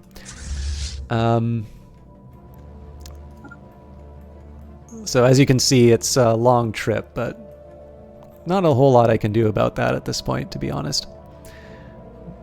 Am I moving the shore? Shame on me.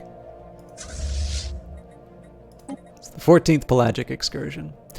Of course, there's also an argument for me to just upgrade them, but I know I've got sort of this eternal upgrade path. So we've got 12 battleships, 11 cruisers. Let's start with that.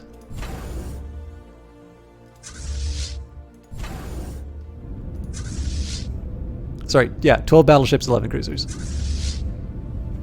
So 10 battleships. Yeah, we'll start with 10 battleships in my capital world.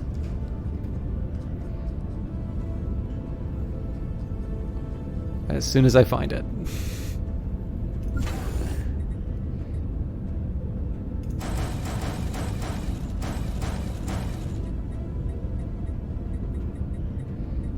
Okay, what I also didn't realize was we've got space for yet another Titan. That one's got to go to the top of the queue. So, of course, the plan for that is I'll have to build a whole other fleet around that. That means we're going to go blasting through our fleet cap. Sixth Moon, thank you very much for the follow. But we're okay. I'm actually not too worried about that, because I have other options in terms of being able to boost out my naval capacity. That, I think, is going to follow over time. Right now, because I'm just drowning in alloys, I want to find a productive use for them, and building terrifying fleets seems to be the best way. So I had 20 destroyers, 34 corvettes. There's no science behind that, by the way. The math just evenly divides in. So yeah, wait a minute, what am I doing? Naval.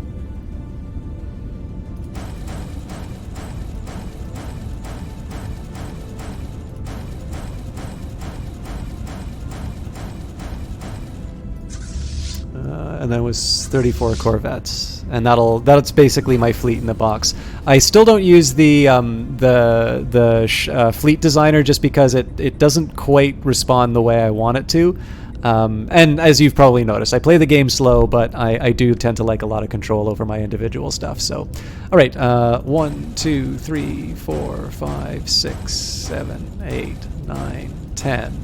2, 2, 3, 4, 5, 6, 7, 8, 9, 10. 3, 2, 3, 4, 5, 6, 7, 8, 9, 10. 1, 2, 3, 4. Hooray. And before I go too much further, by the way, you don't feel the need, so there's always a bit of weird Twitch etiquette on the part of streamers, but I am a little curious among those of you that are willing to mention this. Are some of you new followers people who just recently picked up Stellaris on the sale? Because if you are, you've signed up for a really fun, although a somewhat complicated first experience. And if you guys want to speak, again, please don't feel that there's no participation marks, although I'm always happy to be able to chat with people. I do tend to notice, like, so again, I've said this a couple of times before, but, you know, my edge is definitely not in terms of skill. Like, I think, I really shouldn't be advertising other people's streams. It's like I need to get the pulse back in my own. But No Virtue is someone who's incredibly skilled at this game, and very modest about their skill too, which is a nice trait that you don't see as often in the highly skilled and when it comes to gaming. But this is going to be very close. So they're 2 systems away from being able to claim this stuff off of me, and my army's not that close. Well, okay, here's what we're going to do. Let's embark them. Let's send them. We'll land them right away. What are we looking at in terms of our recruitment effort? I think what we'll do here is we will, once the nope, because the invasion's too close. Let's cut the cord in 19 days. Again, I want the invasion of Menjusana to end before these guys make it to my territory. And that may be a somewhat heroic hope at this point. But yeah, anyway, so what I was trying to say is, you know, streamers like No Virtue are people who really excel at this game. But I think the one edge that I've gotten most commonly from people is that I make the game slightly less intimidating. I'm definitely happy to answer questions. All right, I messed up the ordering. So with that in mind, I just wanted to get that out there, that if you guys are new to the game, I actually encourage and welcome questions. Especially because this is quite late in the game, so this is not what you have to deal with when you start off. Have no fear. All right, I am clinching right now. I think we'll make it.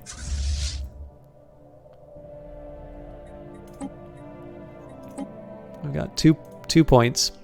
But again, the big thing here is that, this is not the goal.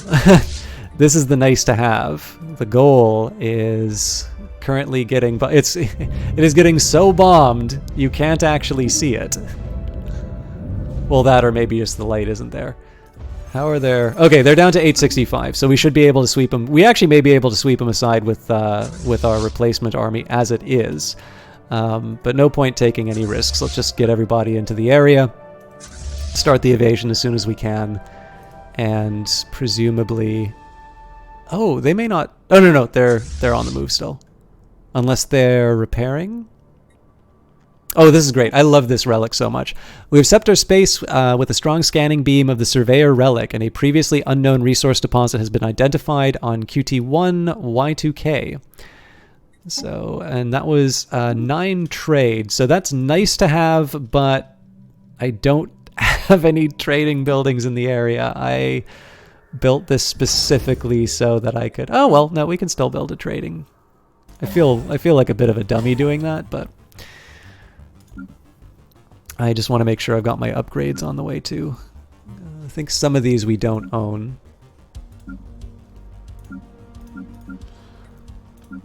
But yeah, when I'm sitting on a huge surplus of alloys, that's definitely the time you want to do as many upgrades as you can to your existing space stations. So for those of you unfamiliar with that, this is my new favorite relic.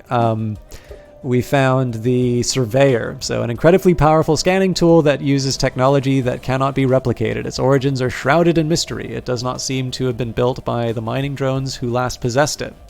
So the passive effect is extra sensor range. Now, I personally love sensor range because, of course, you know, the more information you have, the better decisions that you can make tactically. Also, it's not necessary. I don't think there is a way of determining... Okay, so actually, especially in terms of something like multiplayer, so far as I can tell, I don't think there's a way of knowing what relics someone else has. So one thing that I definitely like doing is taking a look at the types of fleets that I'm going to be going up against. For instance, the default, like if you want a good idea of sort of what the default loadout of a ship is going to be, just take a look at what somebody's science ships are running around with. Because they kind of automatically upgrade as time goes by, and that's going to give you some idea in terms of where their technology is. So are they really advanced in shields, but the armor's a bit weak, for instance?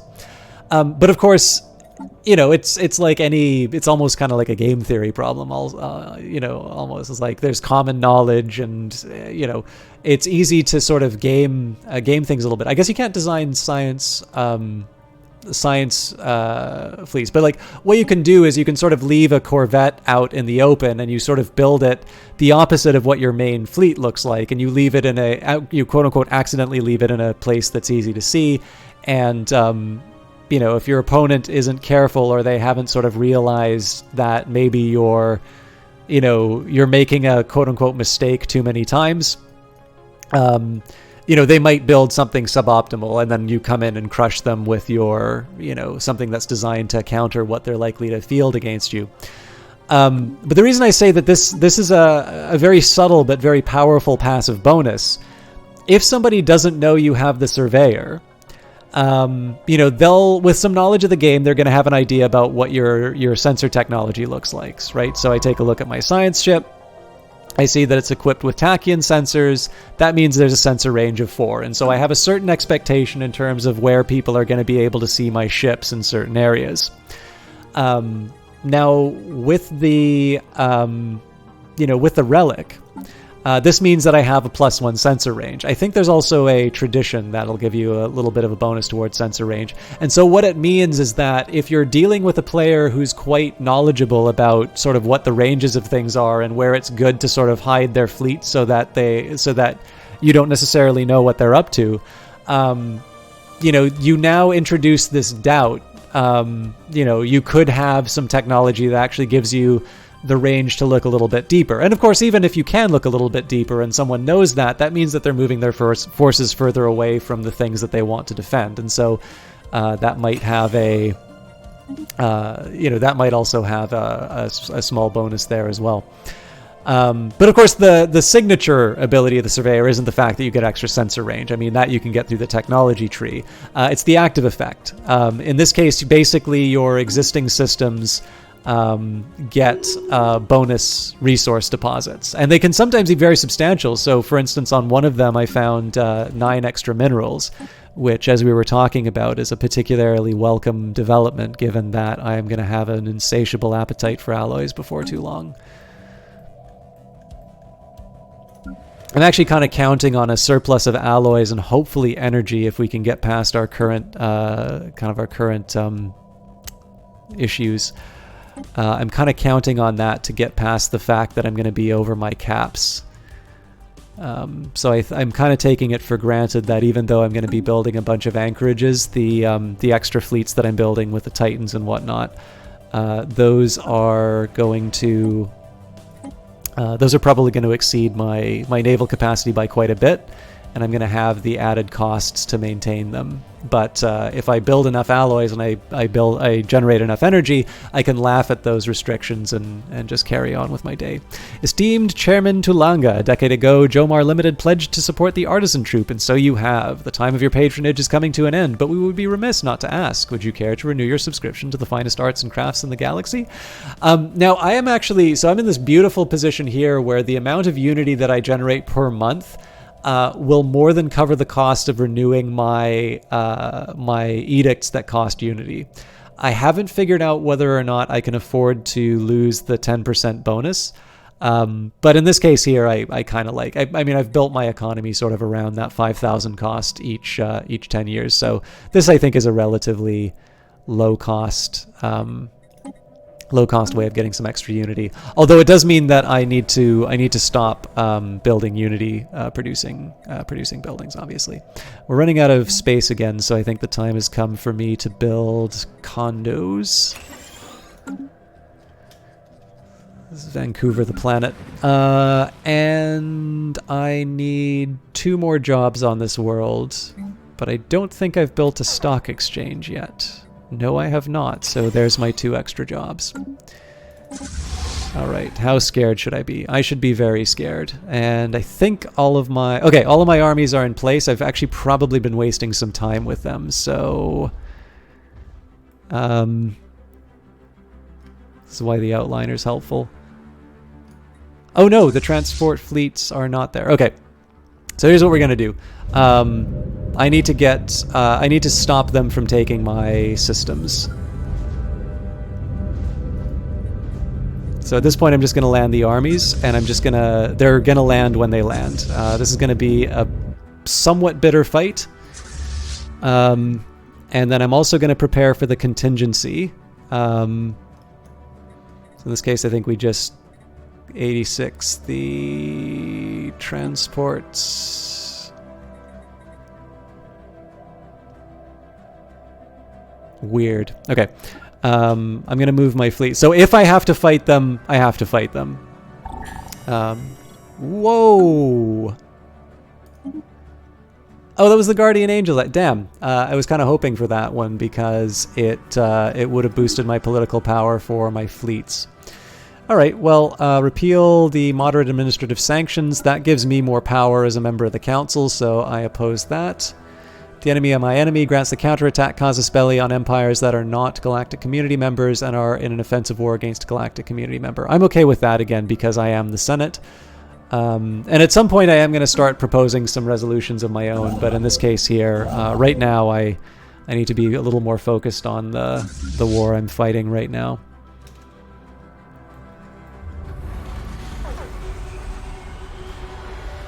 Alien megastructure built has completed the construction of their gateway in the Geltulari black hole system. Alright, I'm always interested in when my enemies gain new opportunities for movement.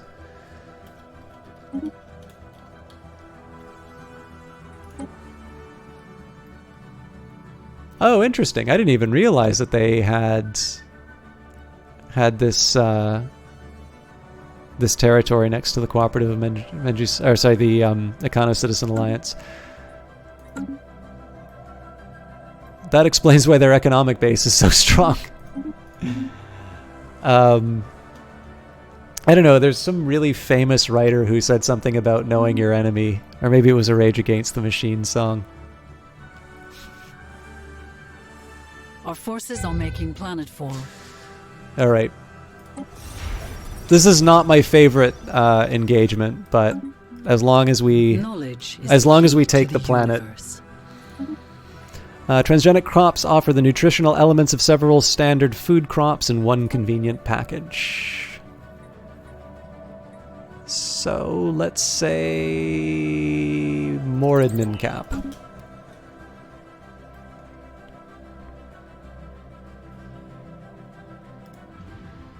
And they are definitely going towards my world, so this is probably not going to work. Oh, this is not going to work at all. So the big question is, do they have a claim on this system? So let's go to the diplomatic view. Has a casus belli on Djomar.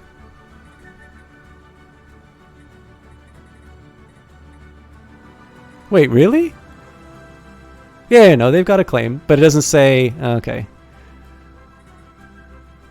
It would be really helpful if I knew whether or not they had a claim on that world. I suppose when I take a look at the white piece menu, I'll see it. That's so inconvenient. I probably should have been a little less cowardly with my... fleets. Okay, well... you know, I'm gonna have to do something I don't want to, but it's not like Knowledge is the key to it's the not like universe. I'm not going to be able to win this. Circulating excess heat from weapons discharge in order to prime munitions as they are loaded increases the rate of fire of strikecraft weaponry. So we've only got one left here, so extra armor hit points. Again, not that this is going to make a difference. All right. So that's a shame. So, as a hypothetical, oh, that's interesting. So I still can't actually force out the white piece. And okay, so they would claim it. So that means that I'm essentially committed to putting my fleets into a big fight. That's fair. I mean, essentially what's going to happen here is that the Menjusanans are going to wind up taking a whole bunch of systems while I get myself into position. But of course, the good news is that that's going to allow me to. Oh, I wasn't even thinking. All right. Well, we will mop these guys up without too much trouble. I didn't even think that Raxar entity would have lost the terminal egress. That's a bit of an oversight on their part. So yeah, the plan here, the Juggernaut is definitely going to take its sweet time getting here, but basically I'm going to have overwhelming force in terms of my fleets. As soon as we can get all into one spot, we're gonna go after their main forces. And like I said, it's going to be a messy cleanup job because it's just going to take me so long to get all this stuff done. But it does mean that I'm just going to be able to sort of throw my weight around a little bit more when it comes time for the peace. I might even split off one of the fleets. Maybe the core cleans up Gatana. These guys, we sort of move as one. Knowledge is the key to the universe. Okay, and it looks like they're heading towards me on Alvor, so that's fairly good news. There is a small advantage in... So if I was able to take them at Bayou, there's shield nullification, and a lot of my weapons are actually energy weapons, so that would have been a good... Oh, we lost some. Okay, so I owe them a destroyer and 2 corvettes. And actually, that's a small enough...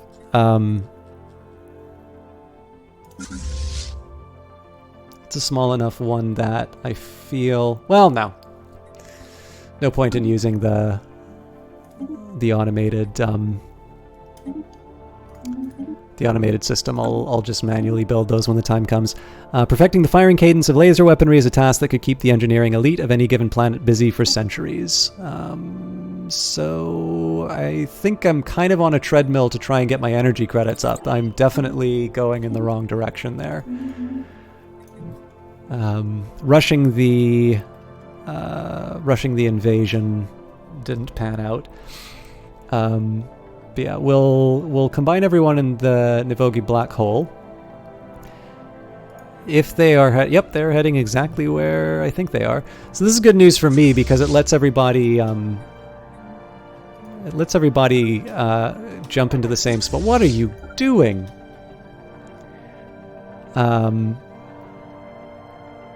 Lets everybody jump into the same spot. I am still going to arrive a little bit late. But it is rather important that I don't have people sort of staggering in. I essentially want to have an overwhelming force come in through the gate and force them to take some heavy losses for trying to take some of my territory. War report. Enemy planet secured. All right, that's welcome. Unfortunately, I really don't have a whole lot else to do with my armies right now. So really, all that we need to do is get these 3 systems back, and then we can white peace. So the core is a little bit late because I gave it a foolish order.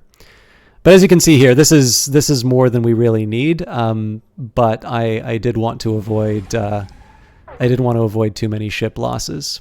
So For the most part, this worked as intended. Unfortunately, I did have this happen, which means I'm gonna see more ships than I really wanted to lose.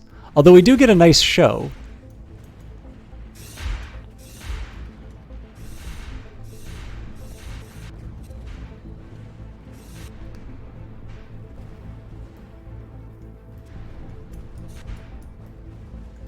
Oh, I think I've...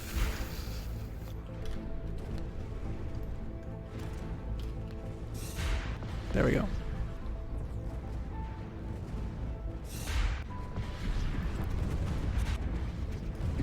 If this wasn't Iron Man, I would turn on the controller in the console and give you a nice cinematic view.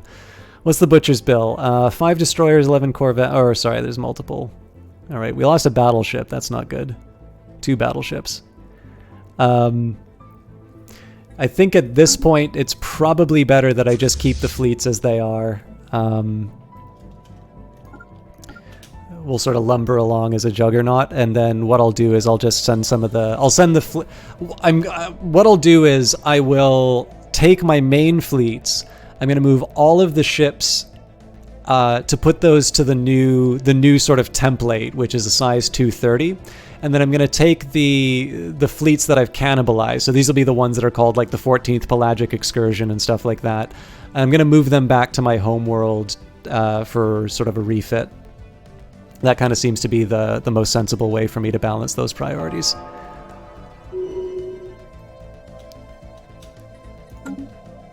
Although the good news is we got a whole bunch of experience for our admirals.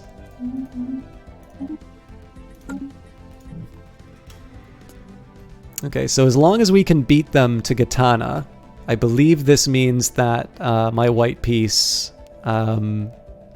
gets me everything and gives them nothing. Knowledge is the key to the universe. All right, restructuring the managerial web linking core worlds to the capital can help alleviate the administrative stressors and information choke points that frequently arise within a budding empire.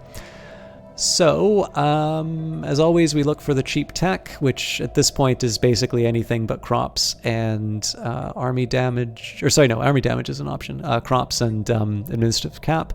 I'm going to do leader lifespan here again. This is mostly just to keep Kix the Brilliant alive for as long as possible. This is my curator researcher effectively dedicating their life to researching their own longevity. I don't know why I'm paying them. All right. So we've got the shore and the dark abyss. I just want to double check that I'm not... I feel like these should be combined. Hopefully the game gets the hint. All right, so this is the point we do settle status quo. Yep, we get everything. So, of course, here, if I were to achieve war goals, I believe in this case here, Akano, along with a few others, would also benefit from this. So I want me to benefit and my allies to get nothing, ideally. And of course, I want to minimize the damage to my fleets. So here we should be claiming everything, or getting everything that I claimed.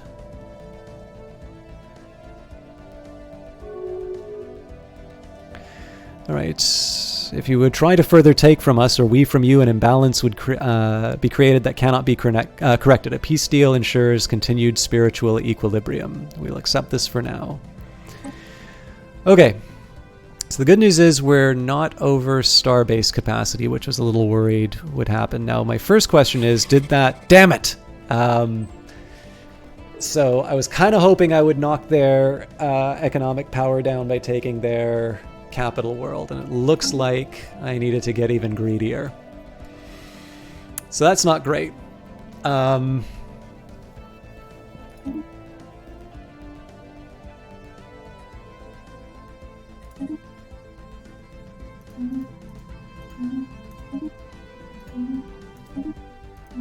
I think what this is going to be, we're going to do a whole lot of cleanup. So first things first, let's get these projects in the terminal egress taken care of.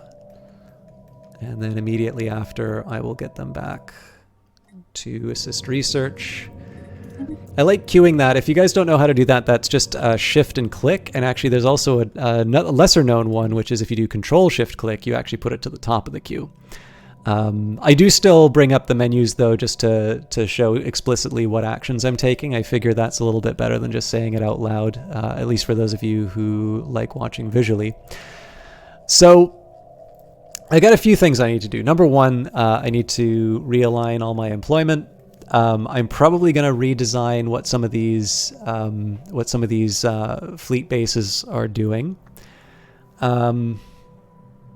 But the biggest priority for me right now is to actually redesign a few of my fleets. So at this point, I'd kind of like to get everything up to the proper fleet cap of 230. And it was originally the 14th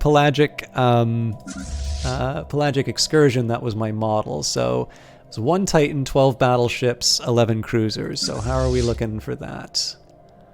7 battleships. Wow. Okay, so 4 more battleships for a start.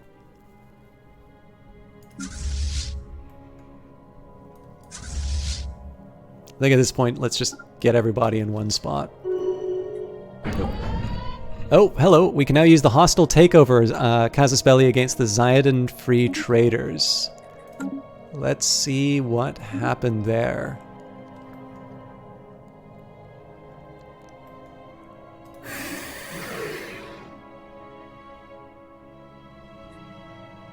I'm assuming it's probably something to the equivalent of, I want to subjugate you, haha, I don't agree, haha, I just took all your territory. Of course, we're at war with them, which means there's going to be peace over a certain period of time. Which, fair enough. Oh, and I have gone over the starbase capacity. So I'm probably, I think the safest bet, honestly, at this point would be to shutter a few star bases. So Menjusana Station is one that I would rather not lose because of its very high trade value. I do, however, need to connect it to the trade network, so let's get that started right now.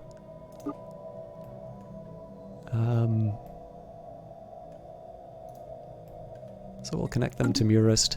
That's, of course, going to create a really attractive piracy target. Alright, so Ryador, okay, that's actually a really good station to have. 65, I feel like Akamar would be one that I'd be willing to lose. Fact, 84. Well, I gotta cut somewhere though, right?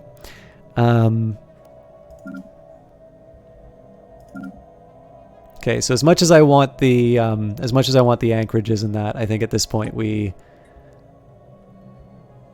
turn this back into an outpost. So now I'm at 36, so I gotta kill 2 more. Again, Menjusana, I kind of gotta keep because of its value. S-Mike. Alright, S-Mike, justify your existence. 181 trade. That has been justified.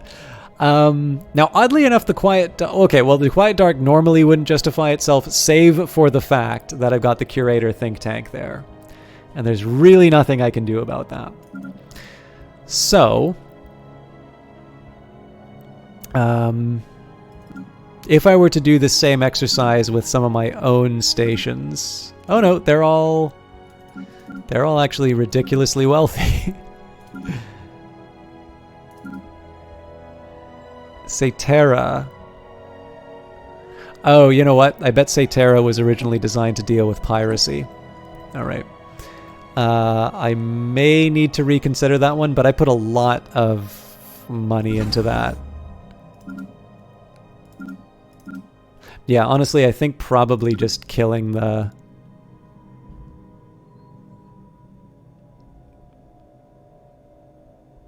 I think killing the new bases for now is the right call.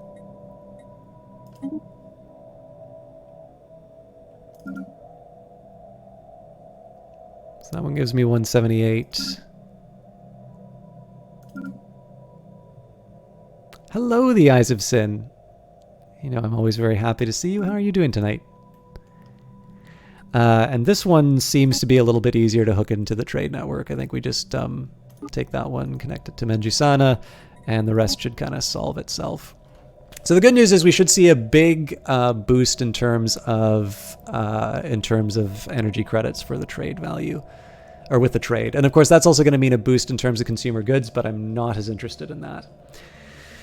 Okay, so first, let's deal with our employment problems. And what I'm actually going to do is I'm going to find the ideal world to move people onto, and if I can, I'd actually like it to make some of the recently conquered worlds, because if I can get some more content citizens on these planets, that's gonna help me with the overall levels of discontent. So Menjus, what was it? Menjus, Schlemmer, and Ugaldash.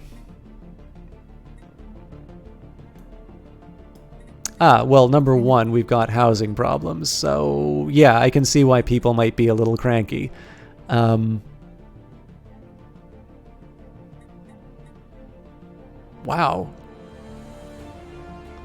So they just packed everyone into tin cans and built a Hall of Judgment. That's a way to go, I guess. Yeah, I mean, God, research is so good, but Habitation District. Okay, so that's 8 dealt with, and I mean, if you can't make it bigger, you can't make it bigger.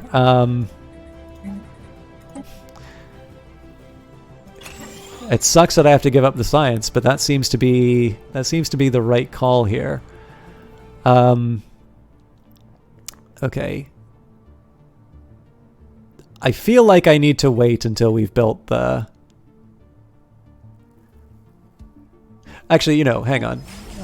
Schlemmer is the one that's up in arms. Oh yeah, because I bombed them. I'd be a little salty about that too. I really don't blame them. And we actually don't have any available jobs. And again, another massive housing crisis. That one's a little easier to understand though, because they built fortresses all over the place. Oh yeah, actually no, that makes total sense. Okay, so fortress is gone, housing in its place. You're right, got back not too long ago, back to work, made a bit of dinner. How is the Star Wandering? We won our war. Some new inconvenient ones were started, which is not so good. Wait a minute, can I not build... I've never had these orbital habitats before. They're really inconvenient if... Okay, you know what? Maybe the answer then is... Maybe the answer is I become more modest in my ambitions for Schlemmer, and what I do is I just... Oh no, hang on. The housing crisis is created by the planetary devastation. I need to just leave this planet... Well, I don't need to leave it alone. Oh god. I messed up the research station, didn't I? Okay, so I'm making habitation districts because... Well, no, because they're still at 100% habitability, so... they've got hydroponics farm, which is okay for me right now. Sorry, I'm all over the map, just because I need to figure out exactly what I want to do. Okay, we will provide enough housing for our people. I feel that that's the least we can do. I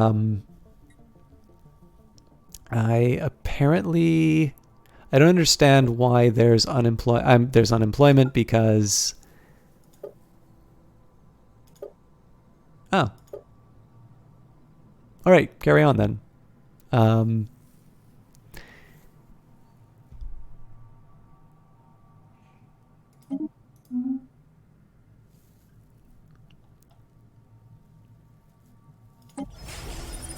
So Schlemmer, I mean, honestly, at this point, I kind of feel like it's a question of it sucks, and we're just gonna have to wait until the devastation goes away. I mean, I suppose I can do a couple of little things like distribute luxury goods, but I don't really feel like that's going to move the needle all that much. This is going to create some unemployment. So first things first. Okay, so this is a mining station. I definitely don't want more consumer goods factories. Yeah, actually, this is a bit of a mess, all told. Actually, the resource silos may not be... Those may not be so bad. So I got soldier jobs right now. So this is going to create some short-term pain, but at least we can get some alloys produced. Although, again, let's keep an eye on that number. What other productive things can I get you to do? Let's get you to build a commercial zone so that you have a good trade value, and instead of a research station, which makes absolutely no sense on a planet that does not have any research on it, let's get a stock market in here instead. I can live with the Ministry of Production, I think. Yeah, I really don't want to do much law, though.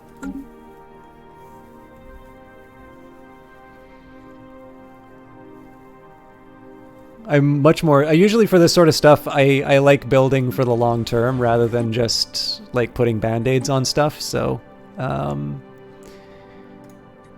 Alright.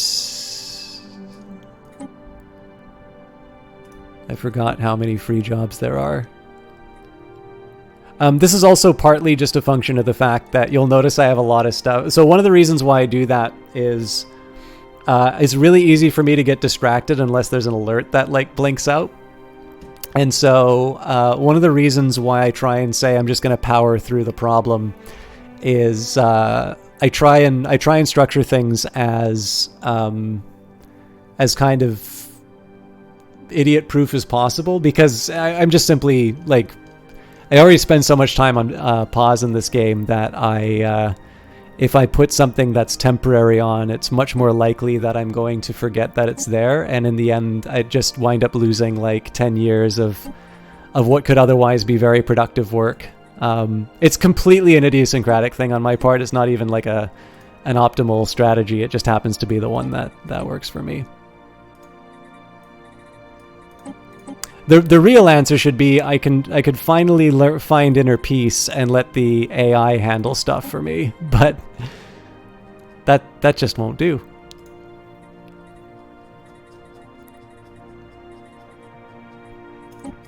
Ah! I didn't mean to move that one. Well, that's fine. It sorted itself out.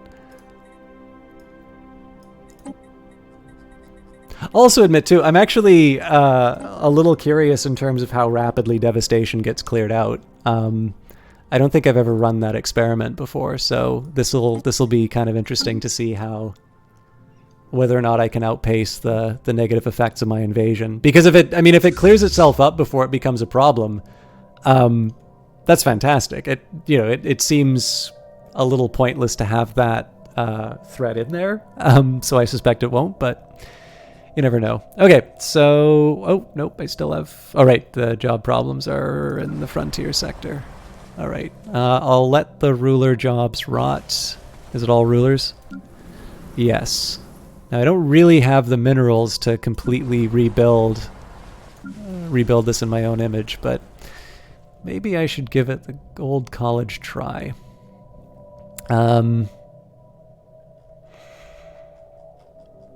I kind of want to deal with my navy first, though. Well, no, let's at least get the obvious stuff out of the way. So anything that's a civilian factory... I mean, the fact that I'm still at 500 makes me mad.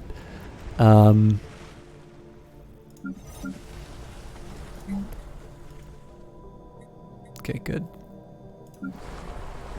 These ones are a hell of a lot easier to do because there's slack in the labor market, so if they're upgraded...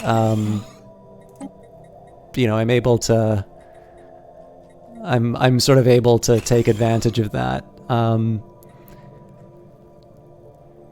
I think I'm also going to say I'd definitely like to have a little bit more focus on the stuff that I need. So if I build more alloy foundries, I think I'm actually going to be testing the edge of my mineral capabilities. So before that happens...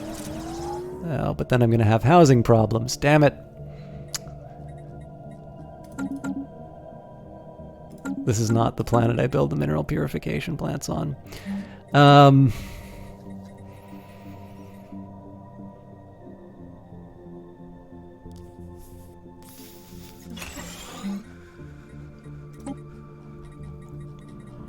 I'll put them in my I don't know what to do with this planet pattern. I will keep the research for the next little while. It never hurts to have some more research.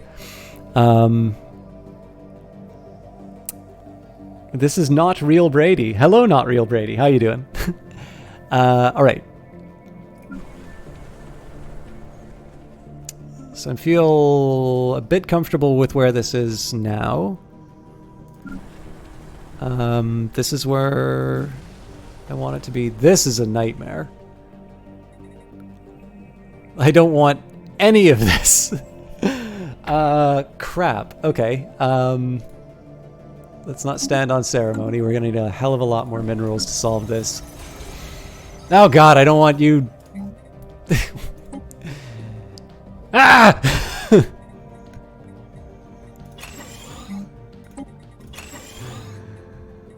I'm not so sure about getting rid of the Hall of Judgment yet. Yeah, let's take it slow. God, I really want to get rid of these administrative parks. But I lose 3 jobs for each one of those that I do. Well, hang on. 3. I can get rid of 2 of them. We'll do the anticipatory upgrades, and then it's not so bad. Okay, this is a slightly justified research institute for now. Okay, what I'd love is a world that I can dedicate to mining. I don't think that's going to be here, though. I think at this point, I'm not even going to worry about the empty slots. I'm going to take care of the insane layouts. Yeah, oh god, this hurts my heart to see. Okay. Utopian communal housing. Stupid communists. This would be such a wonderful world for mining districts if it wasn't size 14. But let's do what we can. So let's start converting some farms into mining districts. And as much as it pains me to do so, this is actually one of these cases where I am willing... So the reason I'm willing to turn the generator districts into mining districts is because this is money I didn't have before. And so I can sort of, I can deal with the pain, or it's not as painful for me to lose that energy because I never had it before. So we'll definitely do mineral purification plants. Let's just go crazy. Yeah, so that was the thing I was worried about, is that as soon as I do this with my alloy well, no, because I'm already using the minerals for this, so this actually isn't as bad as I thought it would be.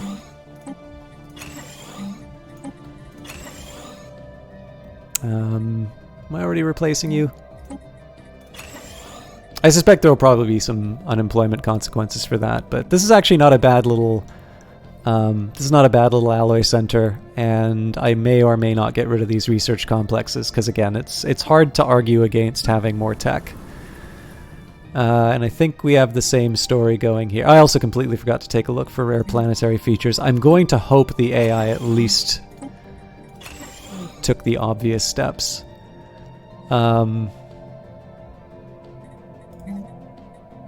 Given the fact that there are so many refinery, I think I'm actually going to switch this to kind of a refining world. So I'll build them some commercial zones in anticipation of that. And I have a feeling that we're probably going to have more demand for our crystals. So I will anticipate that with, well, I should build a stock market too. So one commercial zone, and then the stock market. All right. So I'm fine with ruler jobs kind of decaying on their own. That's not a problem.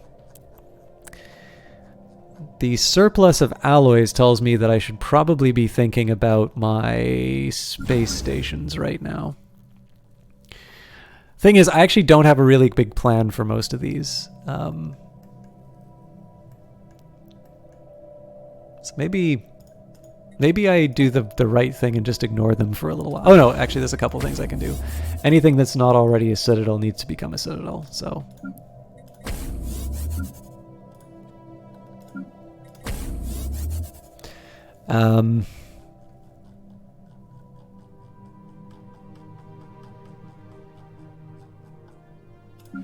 And then I did kind of say I was going to at least take care of my main planets. So we get 5 free jobs for that. We've already got our stock exchange.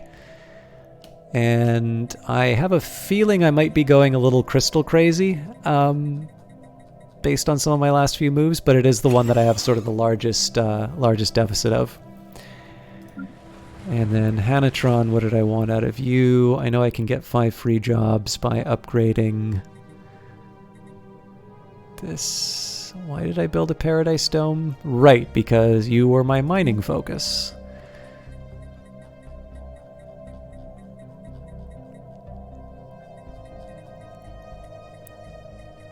And you will still, yeah, we'll keep all of that. Okay, I've at least sort of balanced out my core worlds. This is going to take care of itself. This I need to keep an eye on. Okay, so what I'm going to do now, I got to make sure all these ships are in the same... Oop, we can no longer use the hostile takeover Casus Belli on the Zydron. That was quick. I wonder if that's because of an economic power thing. Nope. And apparently I'm still 1 starbase over the cap. Apparently I do not know how to do math. So Takvan doesn't have anything on it. That's worth 162. Aswiri was worth 266, and Ryadore is worth 180. So I also haven't invested that much into Takvan, so I know I just made them, but this makes the least economic sense.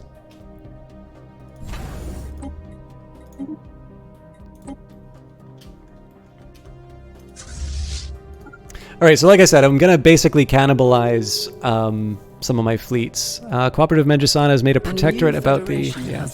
This is the thing that drives me crazy about these wars, is that originally I was in a point where I would vassalize the Neborite Republican territories, and then the greatest Wani polity wound up pulling us into that war. I suppose I can try and find other people that I want to call... I thought I guaranteed these guys protection, but apparently I didn't. And how the hell are we allied with these guys? Oh, right, because they're a subject. Man, everybody's got a subject now. Or a protectorate. Alright, so the Cooperative of Menjusana has made a protectorate of... Right, we're good. And the Cooperative of Menjusana hasn't joined the Galactic Pact. So I want to see whether or not that's something I need to be worried about or not. So it's got the new Yilkahan Khanate, who don't count, the Bodronite Stellar Hierarchy, which I think... Nope, actually they weren't part of the...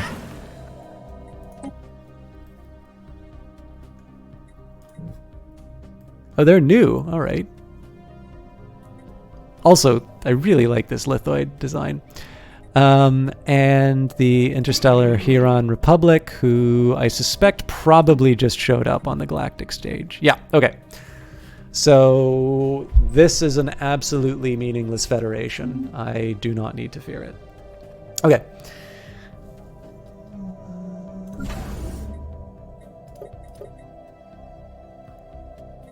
I suppose now...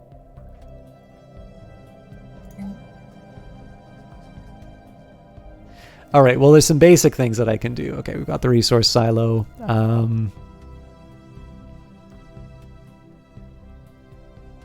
Ship fire rate, yeah, that's not worth.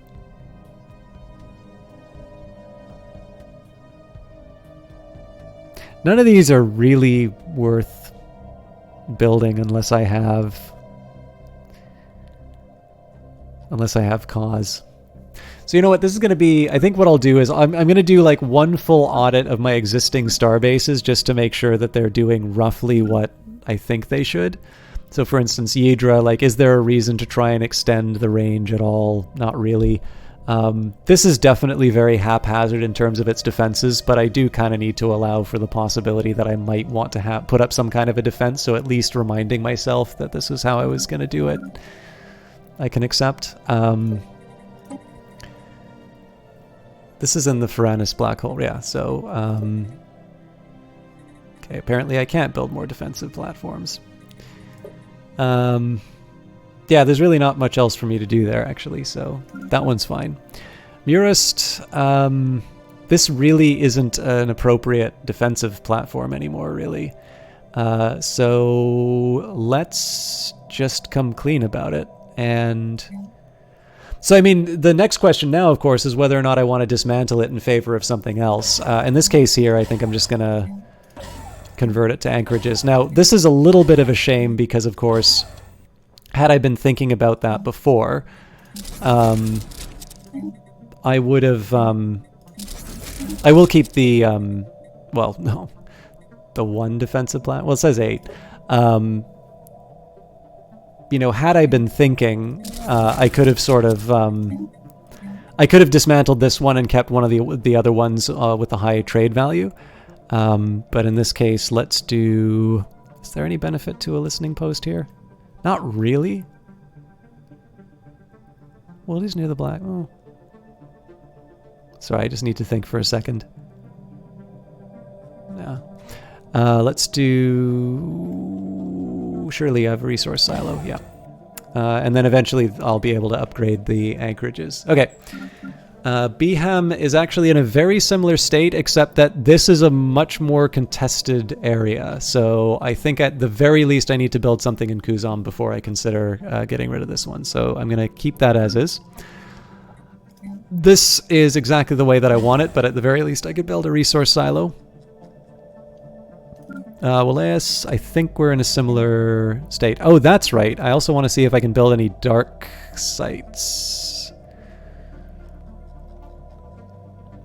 So resource silos kind of feel like low-hanging fruit. These are not over planets.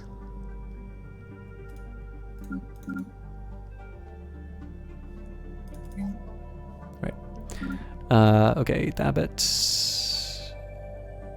This is a tough one because I know I was doing something on piracy.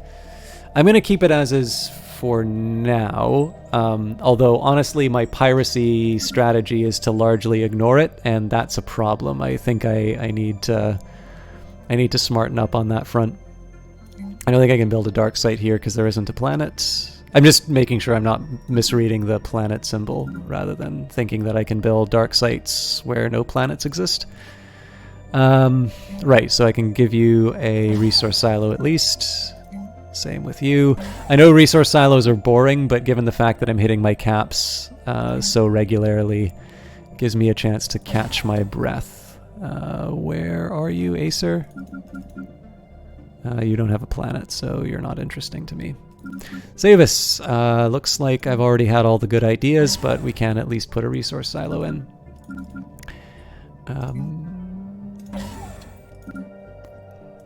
Alright, so it looks like I've actually kind of done an audit like this already, which is fine. I actually don't mind. Oh, you know what? I should be also checking. I shouldn't be as careless on this because there is also the potential for... there's also the potential for things like nebula refineries and whatnot.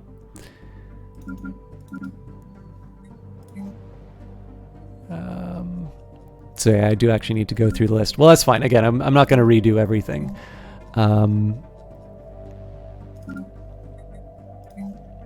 Okay, Landine, we built a trading post for some reason.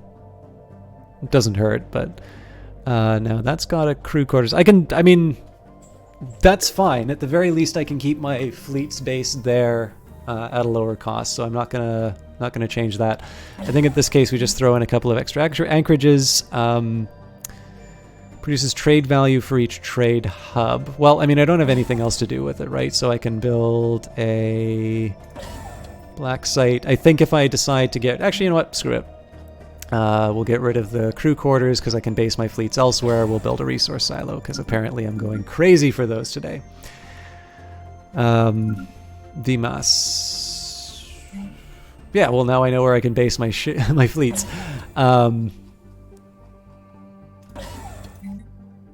Or would if I didn't replace it with a resource silo. I realize this is really stimulating stuff. Belazir. Again, I'm assuming these hangar bays were about trade. This is okay. I can completely understand those. So it's either a resource. No, black site. Well, no, hang on. The black site doesn't make sense anymore because I don't need the unity. Well, no, because the stability and governing ethics also help. And then what that means, I can start dismantling some of the unity-producing buildings later. So that's still an acceptable choice. That definitely would have been a better one for me to do earlier on, though. I suppose also if I get worried about my food, I can start running around with hydroponics farms as well.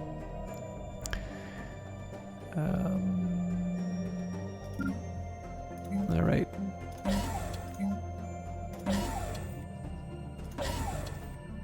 All right, these templates are actually starting to... I mean, they're not perfect, but they do the trick. Do I want... Yeah, I'm okay not building a resource. A resource silo should be a last resort.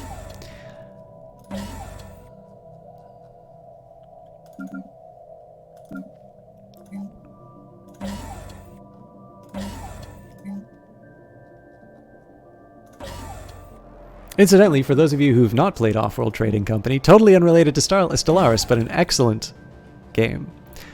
I actually think the multiplayer is now free to play. It's only if you want to play the single-player campaign that you have to pay up. But one way or the other, it's one that I highly recommend checking out. Of course, Mohawk's more recent game is... Mohawk's more recent game is, I was going to say 10 Crowds, but it's Old World now. Which is also a very good one.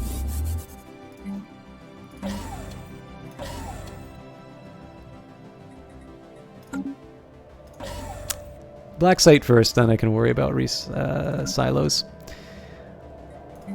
Alright, now this is probably going to be a little more thin in terms of options. Just because I still need to get the extra spaces for upgrading, but let's work with what we've got.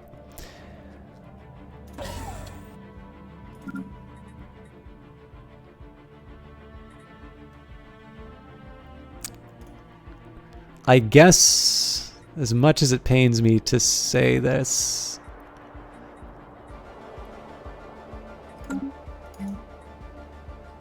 it makes more sense to build the black site first.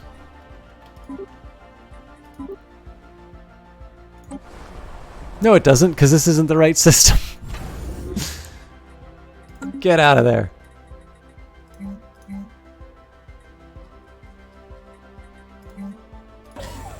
Minerals it is. Okay. Those are the star bases. Shipyards is a whole other question. So I should have built a... Oh god, there's so much I want to build here.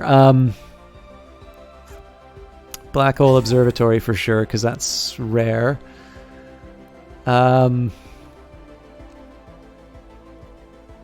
It's really, really hard to justify not having a fleet academy here. I hate giving up this logistics office, but I kind of need to. Alright, Mavel is exactly the way it needs to be.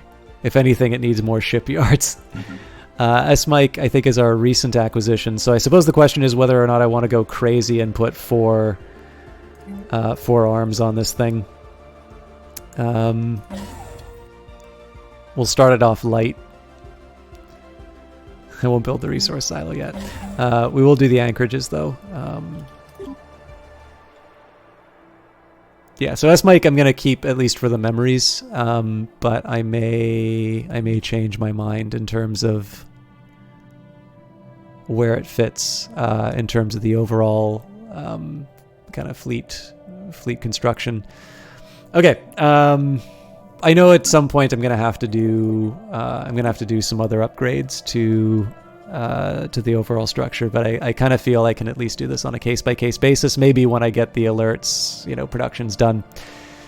So, as promised, I'm going to start cannibalizing my fleets. So the most complicated one is actually the core, I think. That's sort of my main fleet, and it's the one that's got the weirdness. So this is technically seven battleships, which means I think we need five more, I think.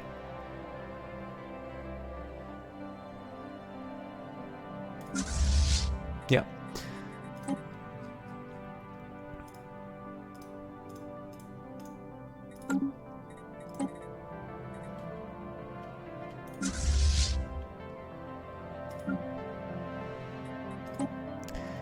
All right.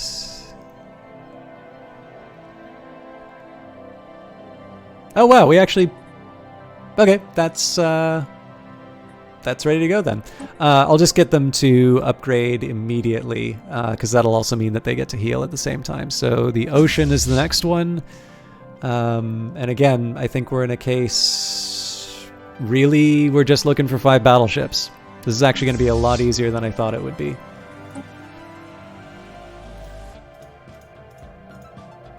I'm sure I'd be a little salty if I was the, the admiral of the 14th Pelagic, but... Oh, right, they're missing... I think they also lost a ship, didn't they? Yeah, they lost, like, Okay,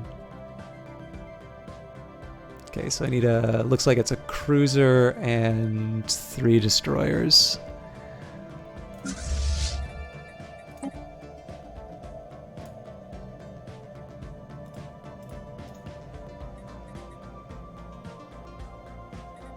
Not quite what I wanted to have happen, but you know what? Let's see what happens when I combine these 2 fleets.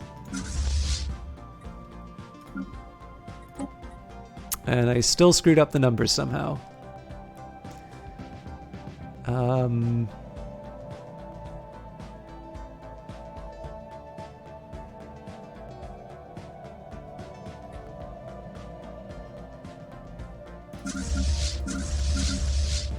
Oof. Yeah, these fleets actually offend me a little bit.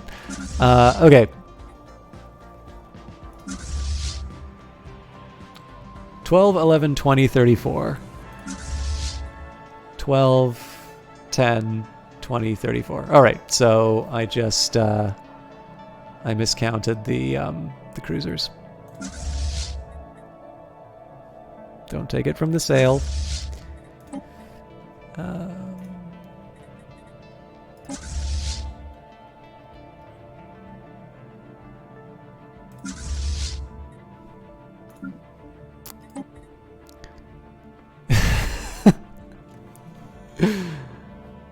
Oh, it's because yeah. All right. That's not as bad then. Same story, upgrade, heal, everything's good. The sail. Sail's actually in kind of rough shape, it looks like. So, let's just take out the remaining battleships to begin with.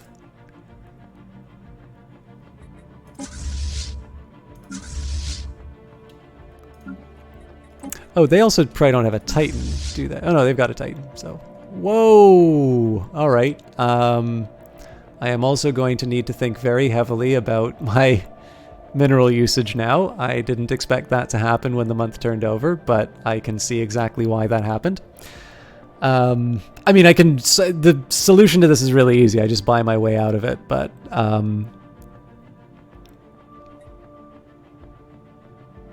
Alright, so I guess 13th Pelagic? Sure, why not? So the sail needs 4 more battleships.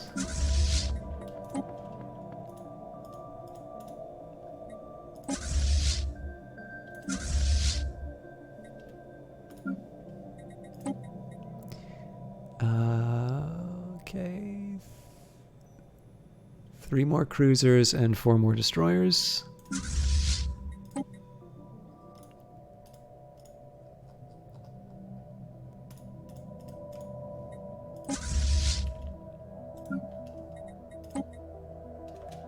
Research concluded. And then looks like 5 more corvettes.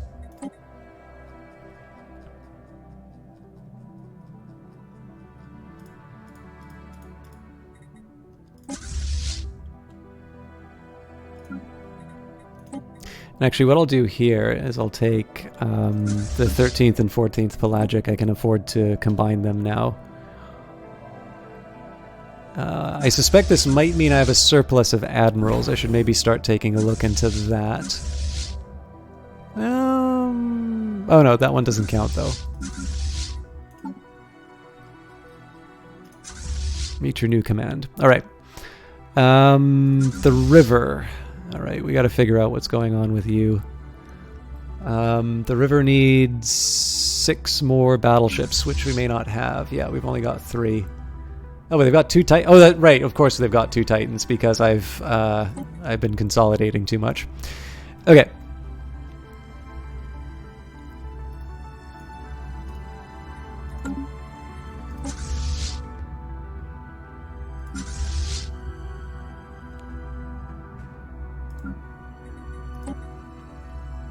This will hopefully at least give me some realistic ideas of where I need to be building. 2 cruisers, 3 destroyers, but I've got a surplus of corvettes. Okay.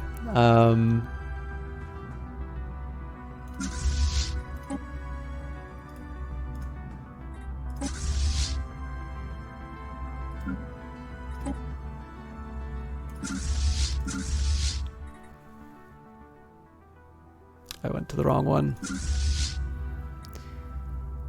I also forgot which ships I merged, so let's just... I want to see this all sort out. Hello! Alright, well, I guess we know what the... I guess we know what the endgame event is.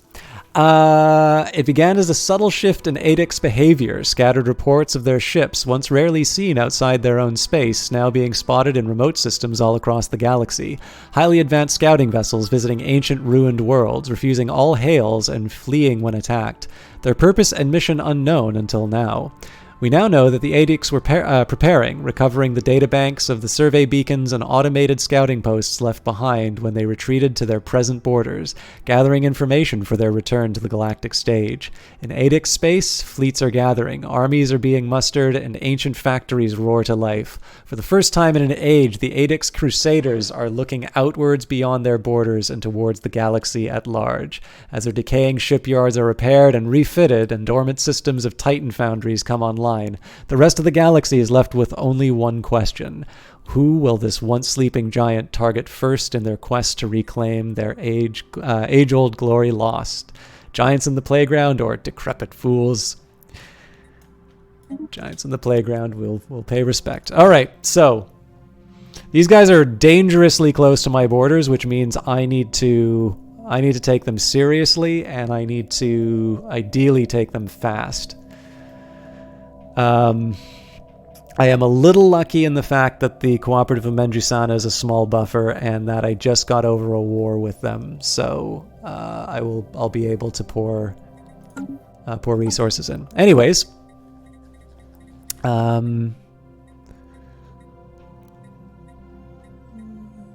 Galactic Contender, damage to fallen empires, awakened empires, and gate builders. I just want to double check. This is an awakened ascendancy. Yep. And their spiritual... Actually, don't they get along with me because of the...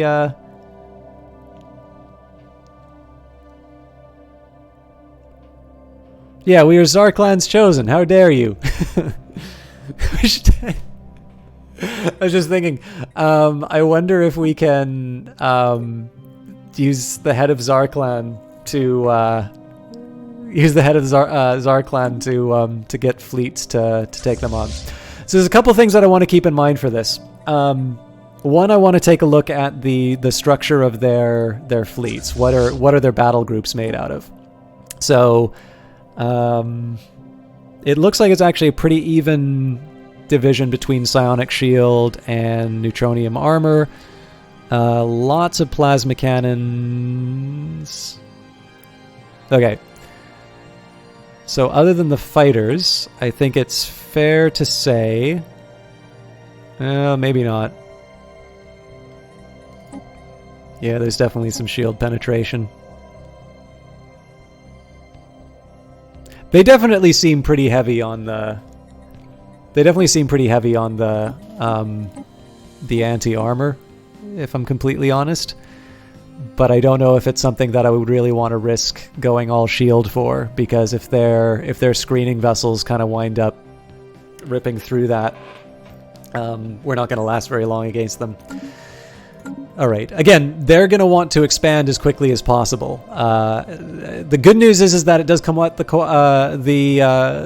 expense of the Cooperative of Menjusana, but then the Menjusanan, I mean, they are spiritualists, so they may actually say, hey, you can help us beat up the people who have been taking all of our territory, and then I am in trouble. So this just gives me even more reason to get my fleets in tip-top shape. What I should be doing right now is an audit of my fleets to see exactly which ones are at full strength and ready to go crashing into the Adex Watchers, because they are not going to get any weaker over time. The good news is when I take a look at my overall fleet strength, it's just short, but like it's not like I have a fighting chance if I find them in the right conditions. Of course, if I go up against them against their bases, then I'm in deeper trouble. Anyways, let's focus on the task at hand. So the river 11. So I need 3 destroyers, and I need to get rid of corvettes. It looks like.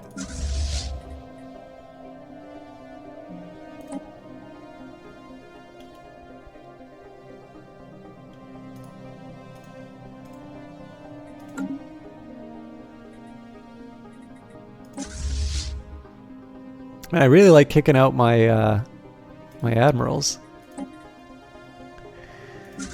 And then what was the optimal? 34. So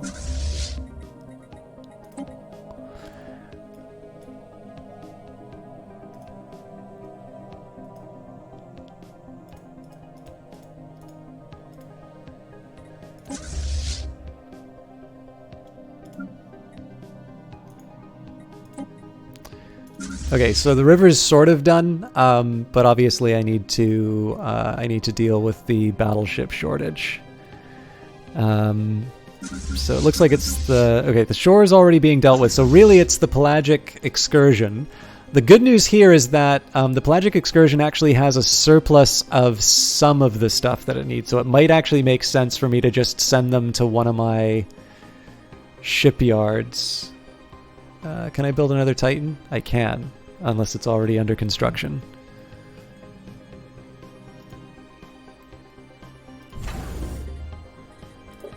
Alright, Titan's on its way, 278 days. We're cranking out battleships. I think I need to make even more. Actually, yeah, so let's get the battleship order underway. So the river needs 2 extra battleships. Nope, it needs 3 extra battleships. I'll just put those to the top and then I'll restore the Titan.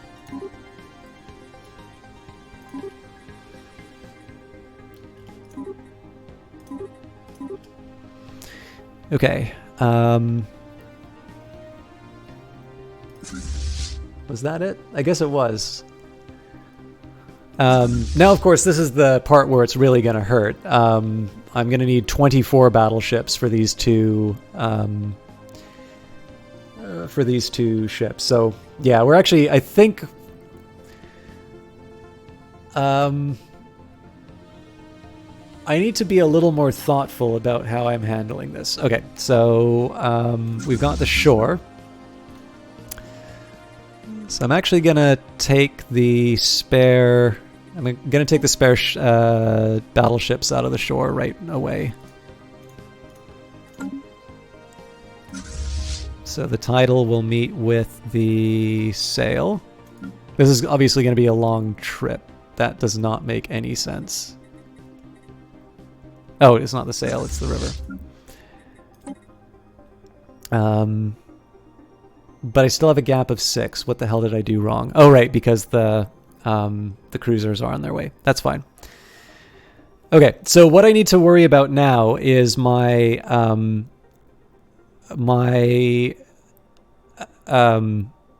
if I build all of my battleships in one shipyard, then I'm signing up for the longest possible wait for these additional ships. Of course, I just dismantled a whole lot of shipyards as well. And so it might be time for me to reevaluate that. And I think the new rule is if you're a shipyard, you're going to have 4 arms no matter what. So goodbye to 2 anchorages, as much as it pains me to do so.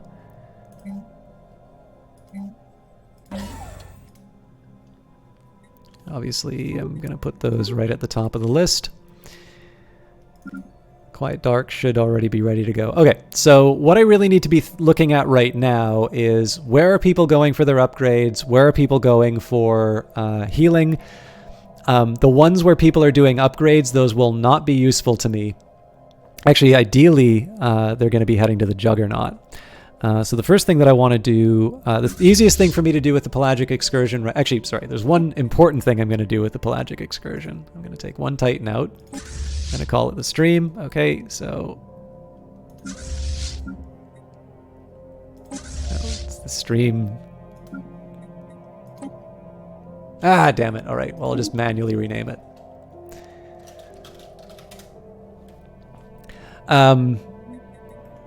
So the best thing I can do with these guys, if I'm completely honest, is split them.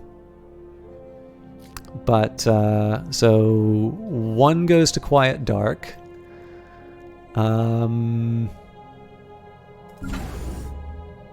So S-Mike, Menjusana, who do I think is going to have their shipyards ready first? S-Mike is the right one. Okay, so I'm going to split. Yeah, the shore is going to take care of itself now. Oh god, where did I put you?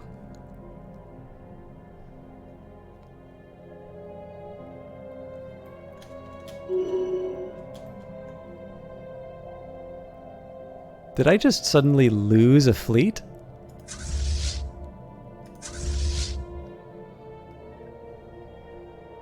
Oh yeah, there they are. Okay, so these guys get split in half. Stream's going to go to S-Mike, and we will reassign an admiral. The sail... Wait. I don't think it's the sail that I need. Although the sail should already be moving. Okay. Let's double check that I've done this right. The ocean, the sail, get going. The river is in need of additional ships, but that's fine because they will be on their way. The stream is going to S-Mike. The shore is currently idle and has my other... Nope, the shore is currently being built. The tidal is on the way. Okay, and the Dark Abyss. Right, okay, so it was the Dark Abyss that was the remaining one. And apparently I have room for another admiral. And this one was going to go to the Quiet Dark. Okay, so the reason why I divided it this way is that this is now going to spread out all of my battleship production. And given the fact that I need to build 12 of them, that's rather important. So, wow.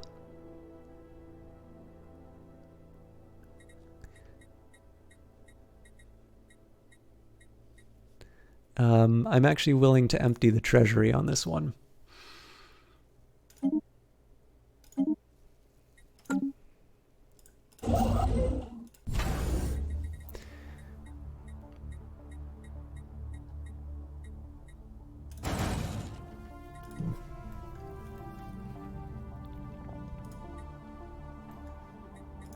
I better hope that my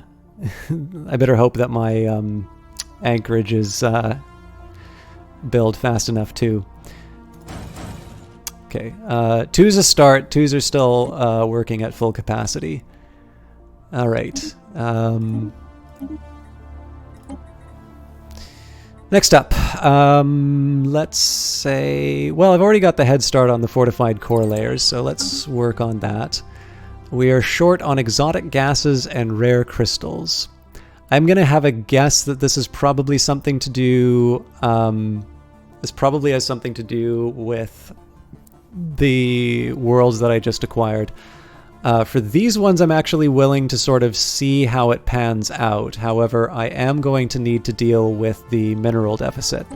So this is going to hurt, but I'm actually going to add 350 to my monthly trade. That's going to just devastate my energy credits, which means I'm not going to have the option to buy out alloys. But I want to see... I kind of want to see what happens to the equilibrium once I... once the planets get a little bit more aligned. And as far as I can tell, I mean, so I'm not in full panic mode yet, but I do want to see what happens with my fleet upgrades, because I feel like if they're all running to the Juggernaut, they're actually going to be waiting a while, and that is time that I do not have. I need you doing something more productive, as weary.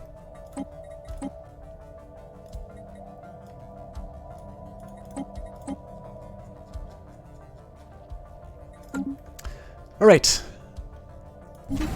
I suppose the one bit of good news that I have is that it's obviously not written in stone that they're going to declare war on me yet. But it is 100% in my best interests to make sure that they are taken care of very quickly. And I mean, it's really one of these cases where I want to be bringing everything. It's, I want to make sure that these, it's not enough for me to just take out one of their fleets. I need to make sure that all of the fleets are dealt with. Otherwise, they're just going to rebuild, and I'm not going to be in a state to take my revenge. And then, of course, there's a whole question about whether or not I have armies to be able to deal with them too. But all right, the new Yilkahan Khanate says, here at the new Yilkahan Khanate, we consistently deliver more for less, and today we would like to offer you a deal that you simply cannot refuse. A commercial pact with us. Tell us you can't refuse. Sure. I definitely need more money. Evasive maneuvers. Oh boy. Okay, and I now have... All right, so I have just... Yeah. Okay, first things first, let's go to passive. What's hostile in the area? I don't actually believe that hostile claim. Alright, I've really put my foot in it if I'm running a deficit on energy credits. What costs so much? Okay, well, yeah, I'm paying a lot for ships, that goes without saying. Also buildings.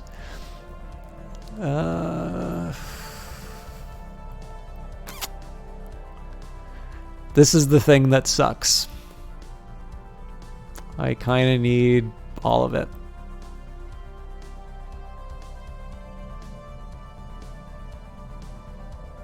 Like, it's not my armies that are causing me the economic pain. But I do have something that can offset this. So let's add a new monthly trade of selling consumer goods. We are generating 348 a turn. So let's say we sell 330. That still doesn't deal with the food problem, but that at least puts my head above water. Upgrades applied. Okay, that's good news. Oh, those aren't the ship upgrades I wanted. I'm going to be hearing that message a lot, I think.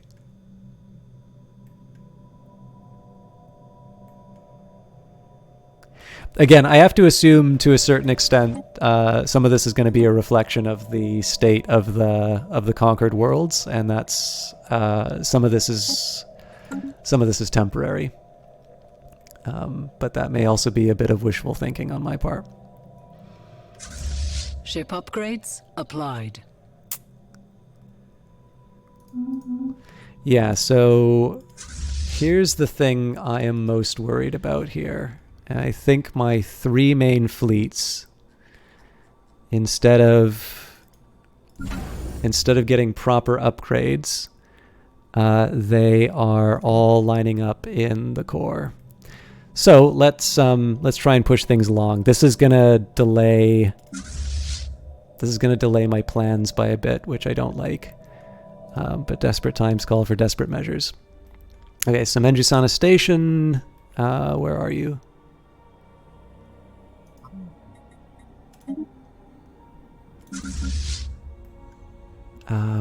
I figure one of them can at least try upgrading in the oh,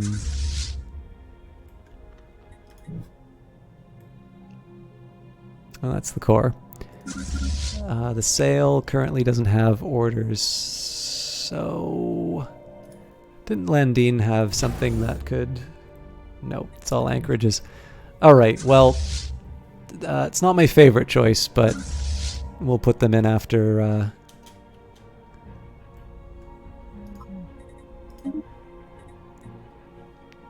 Again, these guys should have... actually, you know what? Let's put those shipyards ahead of the queue. Ship upgrades applied.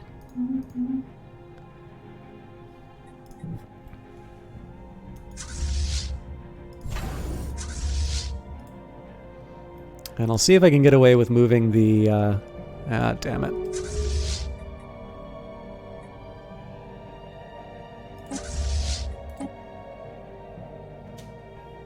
So hopefully the ocean's going to follow the Juggernaut on its way to its ship upgrades. Applied.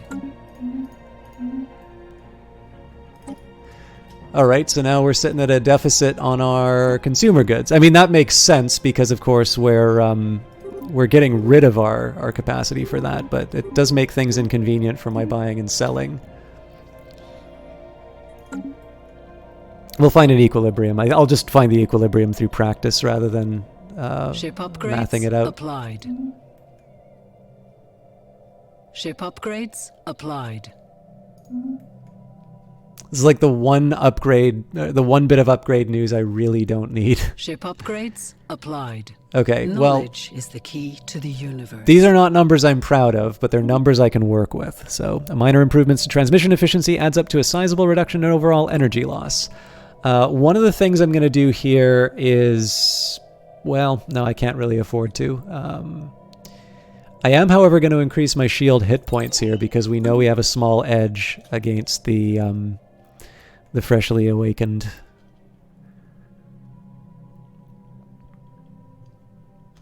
I'm also curious, can I...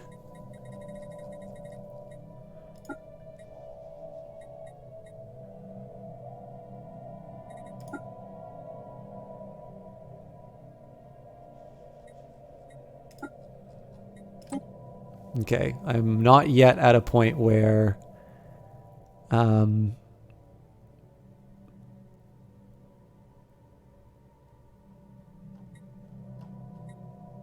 was just trying to think if there was a possibility of I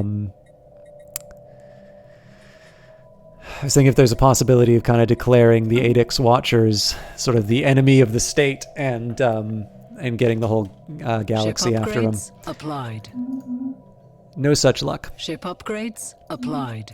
Then again, I mean, I do have... Oh, hang on, I didn't apply the perk yet. Do I get a bonus for doing that right now? Because I kind of thought I did. So Galactic Contender, bonus to Diplomatic... Well, yeah. Let's go for it. I wonder how much...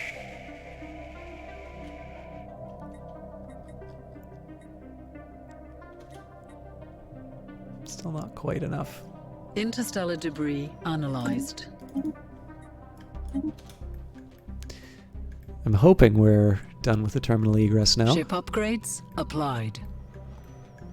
Knowledge is the key to the universe. Not yet. Okay, defensive platform hull points plus 10%. Additional layers of armor plating within the structure itself improves the resilience of military stations. So, moving right along. Oh, okay. Apparently we did not research Crystal Forge plating way back when we had the option. I suppose we'll do that now.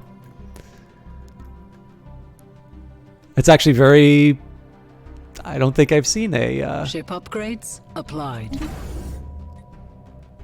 I don't think I've seen Ship upgrades a new tech for a applied. while. Oh, I regret upgrading those defensive platforms, especially because they cost me alloys. Speaking of... Construction completed. Oh, crap. That's gonna kill my energy, I think.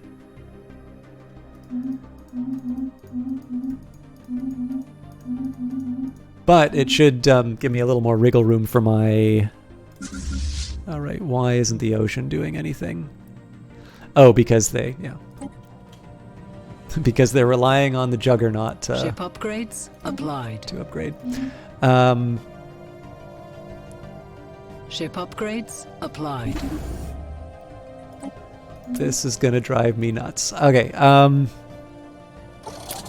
there's another detail I had. Right, S-Mike. Which is currently producing... Oh, damn it, they're already done. Okay, well, they've got 2. I need 10 more, so... 3 more.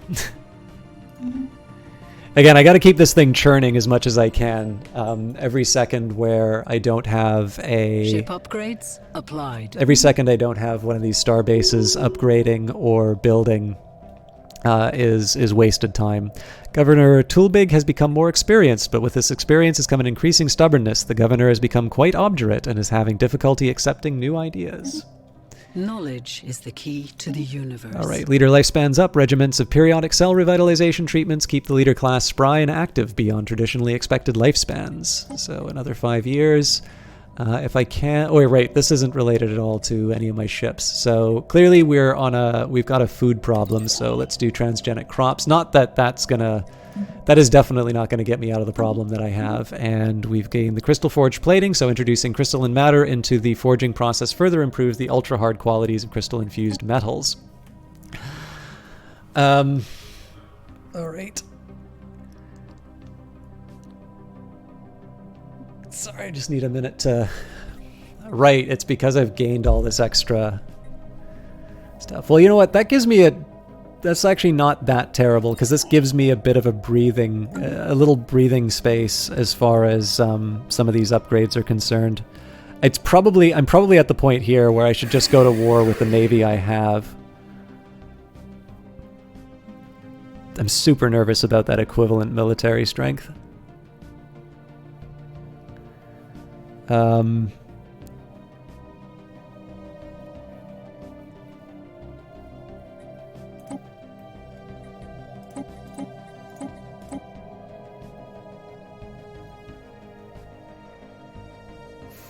I'm just trying to think if there's a better option than just hammering out the claims.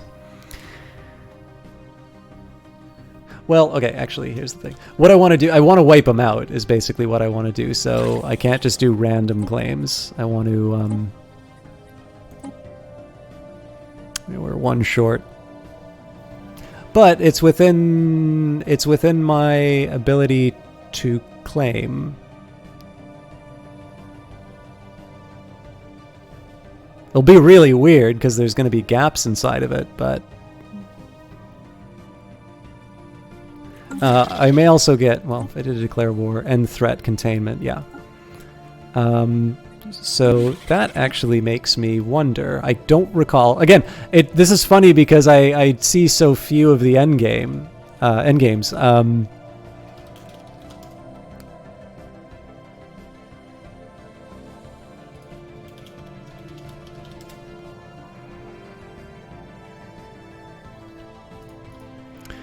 This is a great example, Casus Belli. So whether or not you want to search in-game... Obviously, I search in-game because it's better for the stream rather than just quietly looking on my own screen. But whenever I have a question about the game, I go to the wiki, which is maintained by... or hosted by Paradox and maintained by the community. So...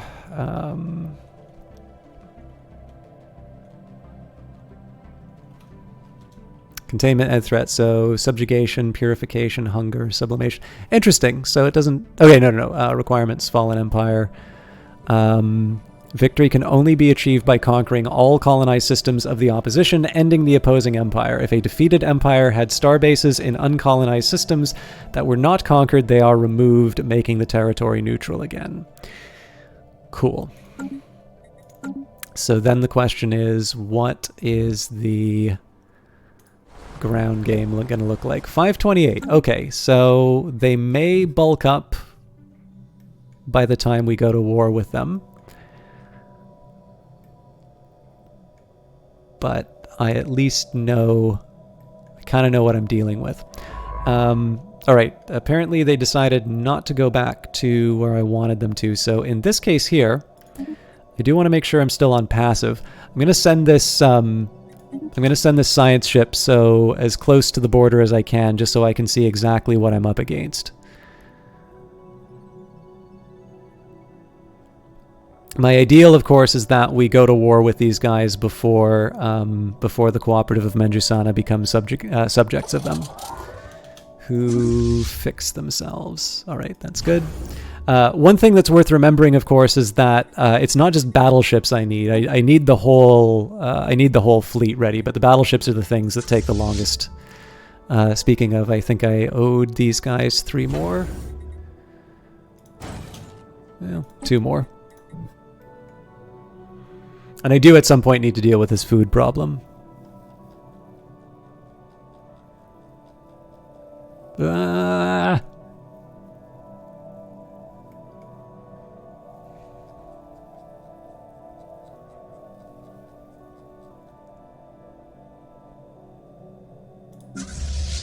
Just keep following the juggernaut, my friend.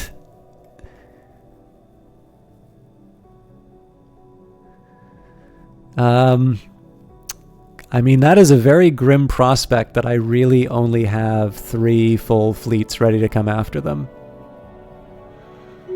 The river is in better shape than it looks like, but still not ideal. Okay, we're going to reduce this by 60.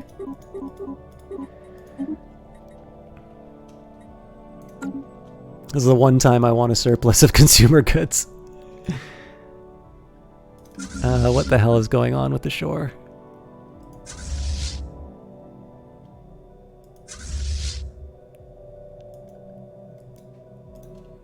Alright, looks like it's not... It must be because I don't have them in orbit.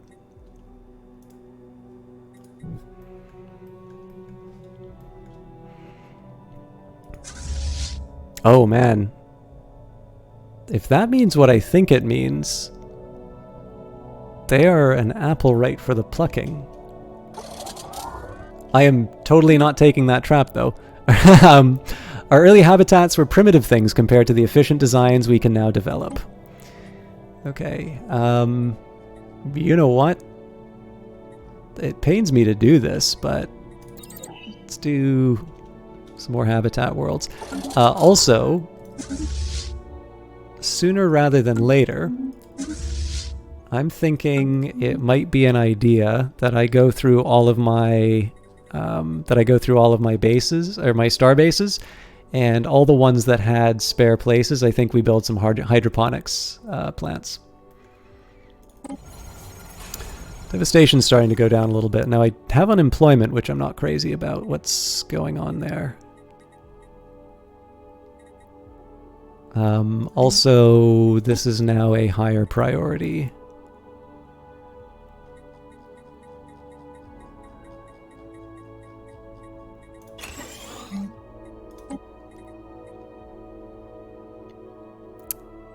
I mean, this is going to put a strain on my mineral. Well, what am I going to do about that, though, right? I'll do a commercial zone just to try and keep things somewhat sane in terms of the population. That at least... Okay, so my rare crystals have been handled. That's good. I will admit, I'm actually kind of surprised at the level of exotic gas consumption, though. And of course, I've got unemployment all across the Empire, so we're going to spend some time and sort this out. Now, again, I'm not going to put it on the Ecmonopoli because we've wound up with our mineral shortfall a lot sooner than planned. So I think that said it was 13 jobs, so 1, 2, I'll do 10. 3, 4...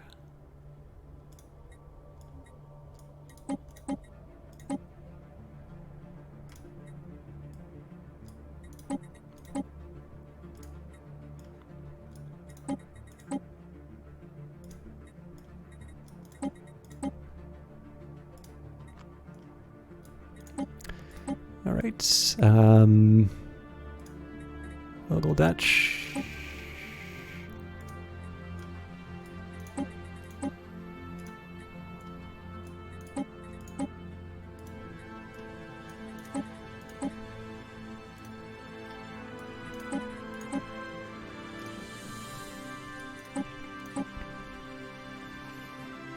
Still have unemployment, huh?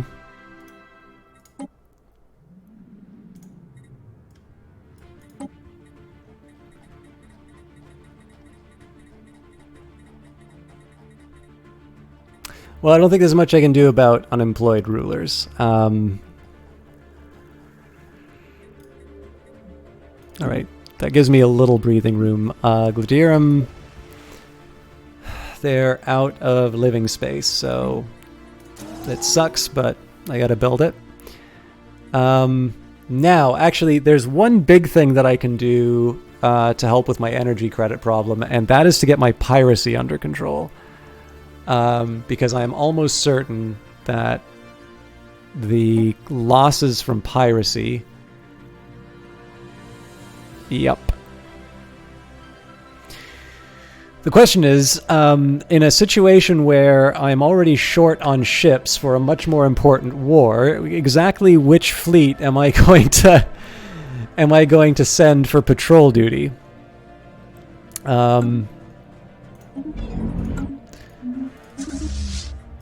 So as nice as that is for outside the box thinking, I don't actually see that as a real solution right now.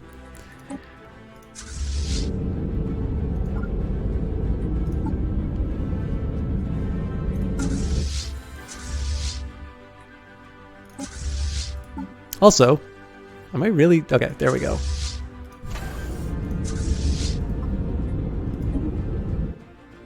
I do want to upgrade these guys too, but I figure we'll do that at the end. I've also forgotten how many... There are 2 of 9, 3, 4, 5, 6, 7, 8, 9, 10...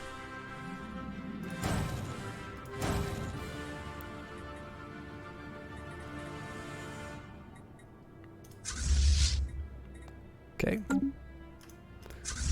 I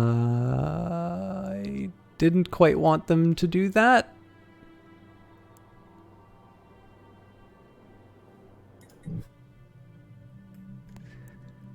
Oh, I see what happened.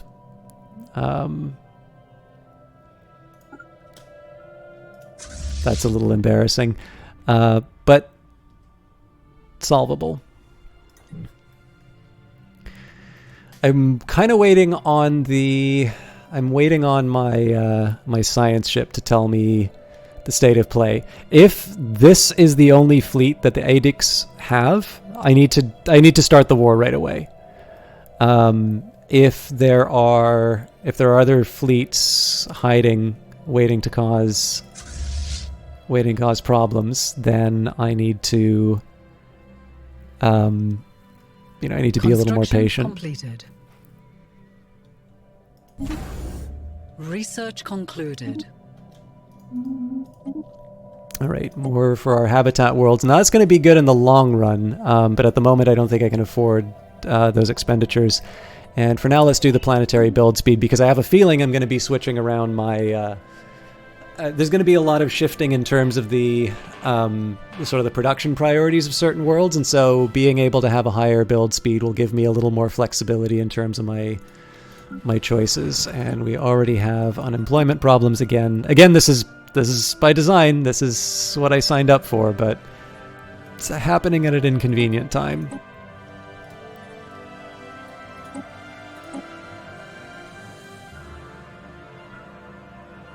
Actually, in this case, I think I'm going to pack as many planets with new jobs as I can.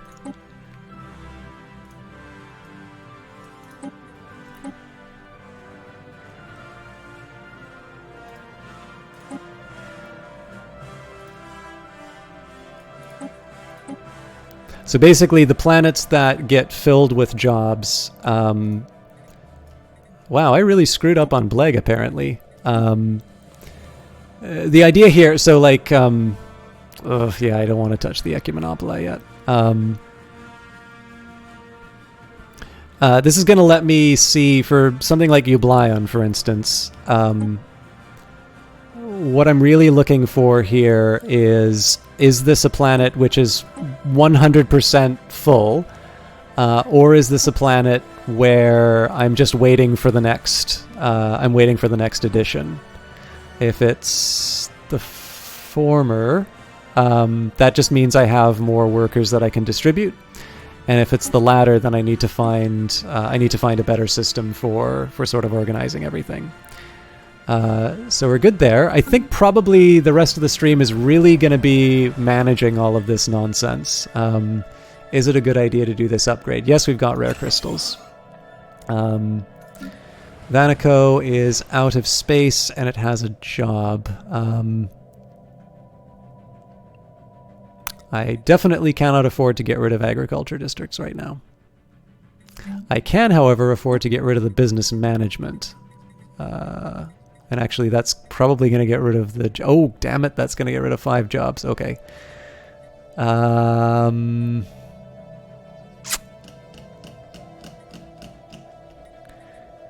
Crap. I think they're just going to have to get used to cramped living conditions. Same story with these guys. I do not want to see... Oh no, they're fine because they're building a city district. Alright, Eublion is an example of a world that has more space for stuff. I need to find 5 jobs for them, and everything is full, because of course it is. So here's what we're going to do. We're going to replace you with a commercial zone. In fact, we're going to make it 2 commercial... No, we're not. We're going to make it a commercial zone and a synthetic crystal plant. And the reason I'm doing that is because then I can upgrade the commercial zone to get 10 jobs. Garam, what's your story? Definitely don't need that holo theater anymore.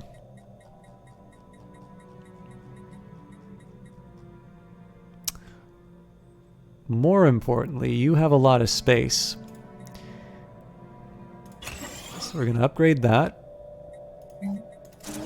Now we've got 4 agricult. Actually, let's put those as a higher priority. You also get food processing facilities because you basically are a raw materials king, and I love you for that. Aswiri.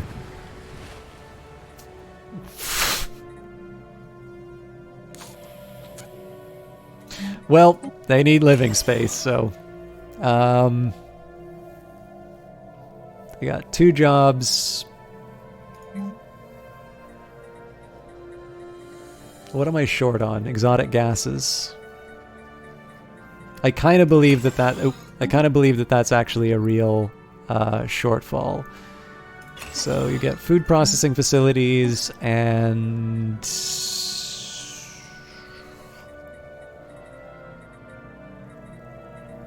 Let's say for the holo theater... Do I really want another commercial zone? What else am I going to build, right? I'm going to leave it be for now. Okay, what the hell just happened? Oh, I see why. Okay, it was the specialist unemployment. Oh, Jesus. This was one I was... Yeah, okay. This will deal with the unemployment, but it'll hit me in the minerals, which is not exactly what I wanted.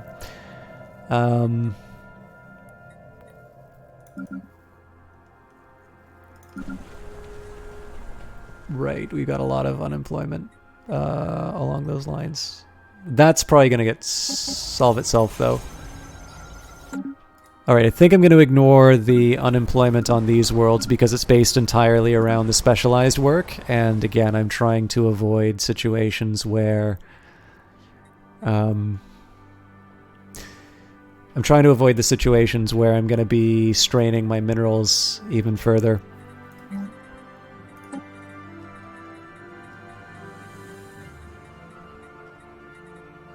Although what I should be doing, seeing as these are new acquisitions... here's a really easy way for me to think about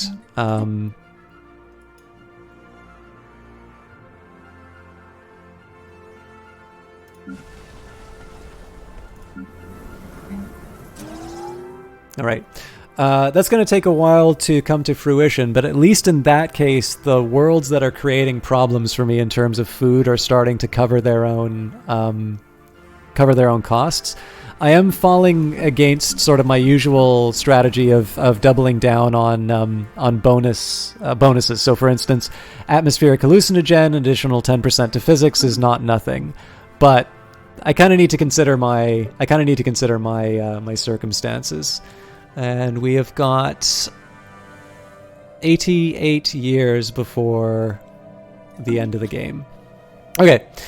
So we've got our management done for the next little while. Again, it's gonna take me a while to get myself out of this food hole, but it's not impossible. I just want to make sure they don't have any nasty little nebula that's hiding some of their stronger ships. I actually kind of... Well, no, actually, that's quite consistent with the Conserviers. So now my next question is... They count as a stagnant ascendancy. Now, my guess is what's going to happen if I go after the Edict's Crusaders, that'll probably cause the Conserviers to wake up. But again, the question is, do I want to deal with a fallen empire at the height of its power, or do I want to take advantage of the fact that I have a somewhat stronger military? Not a substantially stronger military, but, you know, once I'm able to break the back of their main forces, and I have a lot of little ships that are going to be able to cause some hurt on their main fleet. If I want to, like, hit them hard, and then have sort of a mop-up fleet to take out the main star bases, I think I have a really credible path to being able to knock them out early. Obviously the big question of it is whether or not that provokes, whether or not that winds up provoking additional fallen empires. And it's super important that I take all of the star bases, otherwise they're just going to be able to rebuild their ships. The key to the universe. Okay. Energy weapon attack. I really want the energy credits, but energy weapon attack speed because it's cheaper. And I can't remember, they are sitting on 5 battleships now.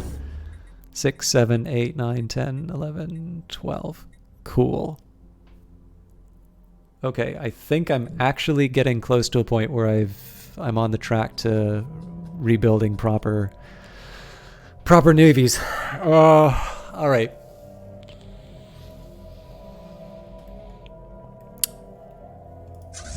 So let's look at the Quiet Dark. After we've built the battleships, what do I want next? So they're sitting on cruisers at the moment. And we need, it looks like 11 cruisers, so that's 5. The reason why I want to bank all of this ship production first is so that when I have surplus alloys, that's going to be going towards building all these hydroponics plants. But again, deal with them one at a time. I'm also going to try and get a little bit of parity between the two sets of shipyards. Now, this one is obviously going to be growing slower, but I want to try and be consistent if I can. All right, so again, we need 5. Again, I don't mind this one being the laggard just because of the slower run. For my curiosity, so eventually we'll need 10 more destroyers, and one of the funny things is with my patrol, if I just decide to straight up abandon the patrols, I could say, you know, we just move all of the corvettes that we've got into the into the existing fleets. I don't think that's the right call. Corvettes don't take that long to build, but so here's the important question. Once all that's said and done, realistically, what am I looking at for fleets? So the core, the ocean, and the sail, once they upgrade, they're in full. They're in their full shape.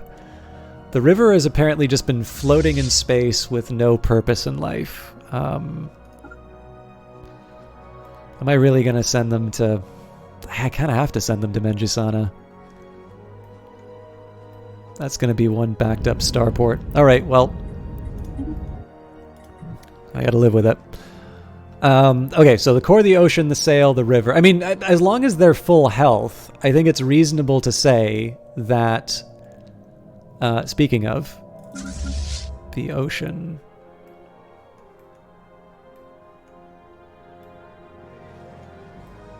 Where did the Juggernaut go?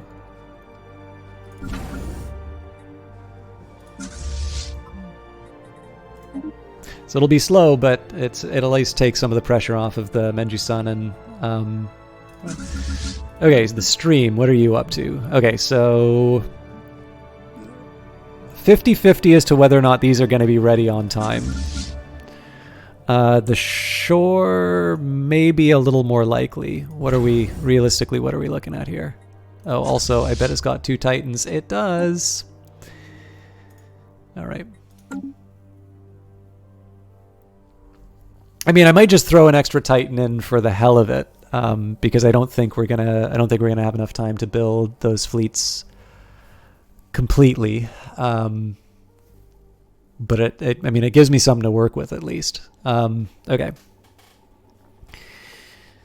Sorry, I need a minute to think. I mean, they're on destroyers and corvettes, it looks like. Wait.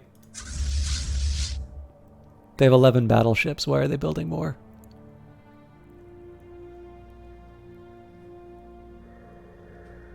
Well, that's fine. That just gives us a head start on our...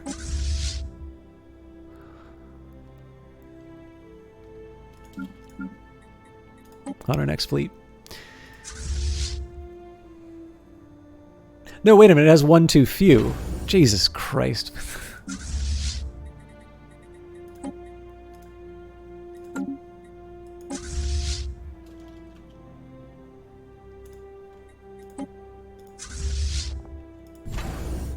Right, so it's building its last destroyer. Okay, it's building its last battleship.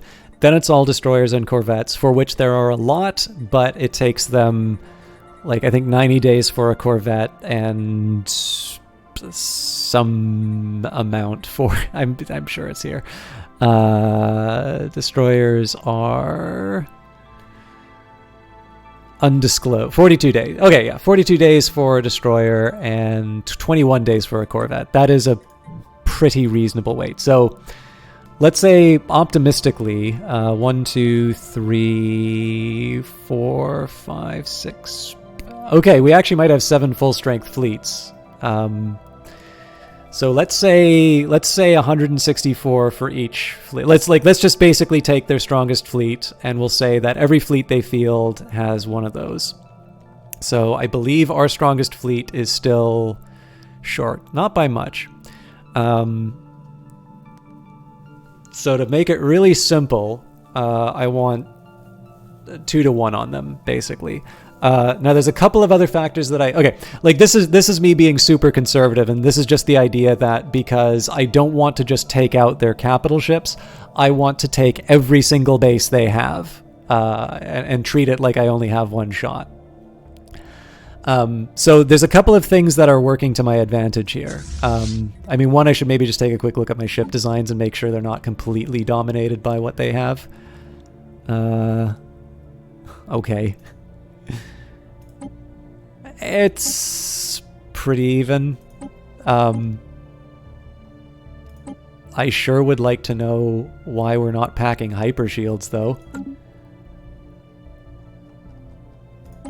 Oh my god, have these not been...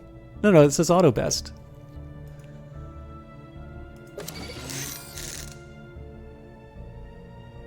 What in God's name is the AI thinking?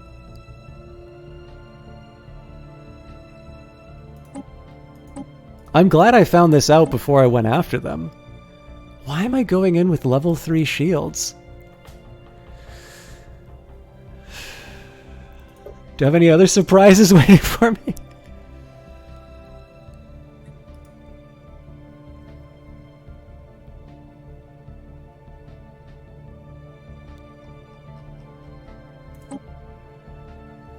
All right.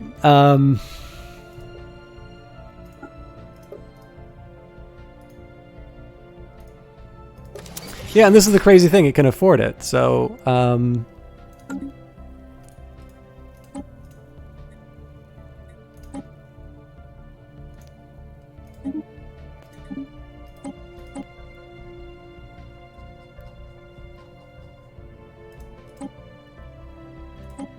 how bizarre.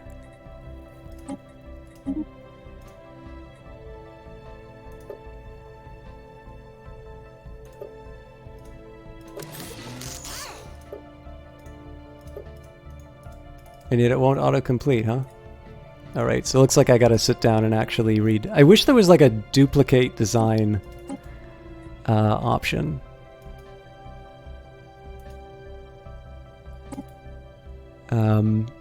I actually don't think this is a good use of stream time. I'm already an hour over. Well, but if I'm upgrading my ships and I'm upgrading them to crap, then that doesn't really do anyone any good. That is so weird that they did that. This kind of makes sense to me because it gives me higher hull points.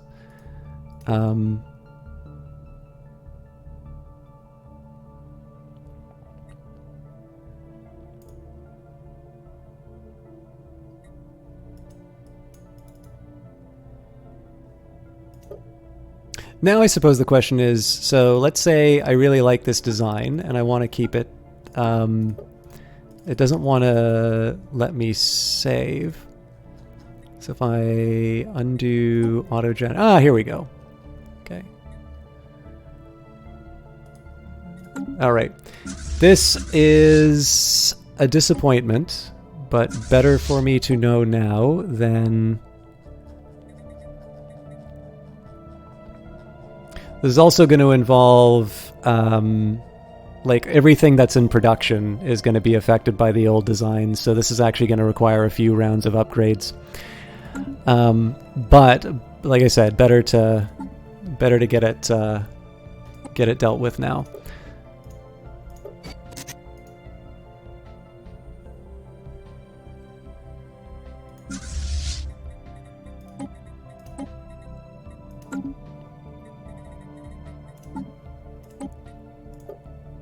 Once more with feeling. Looks like the rest of this is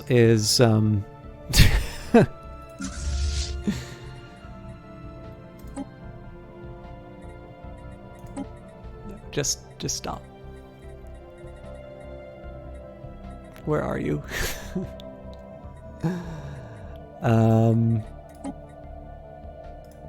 Oh, okay, fair enough. Yes, then you can... You may enter orbit. All right.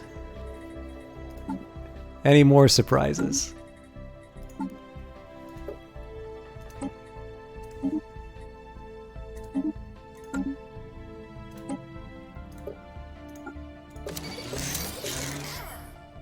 Yeah, how unusual. It seems like it just chose to have surplus energy rather than actually bothering to upgrade its shields. I'm assuming this is going to cost a terrifying amount of money.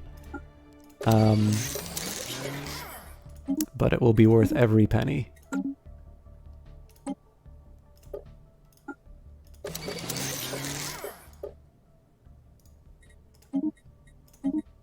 I am kind of trusting it on the idea that the kinetic battery is the way to go here.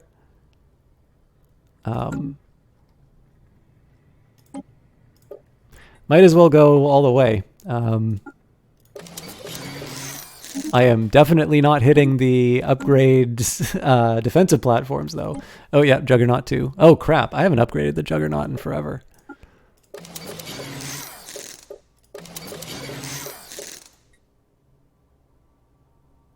Ah. All right.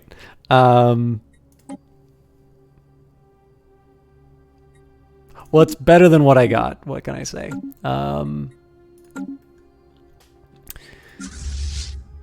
Once more with feeling.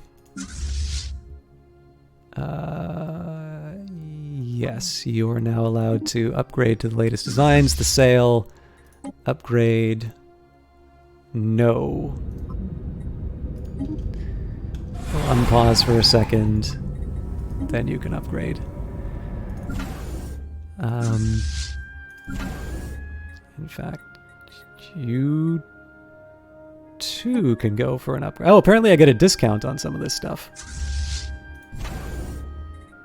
Okay, that makes me even more suspicious if I'm getting a discount. You do not get an upgrade. Oh, crap.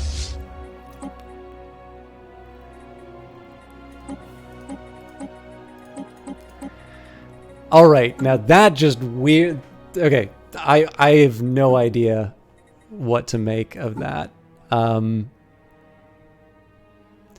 So the ships I actually have this loadout. The ships in the ship designer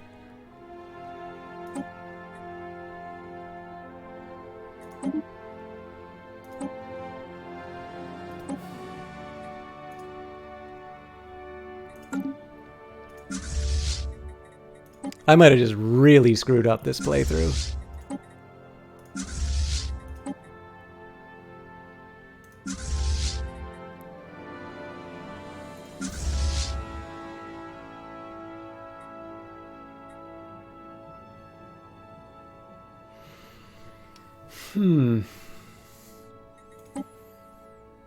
Okay, well, you know what? There's an easy answer to all of this.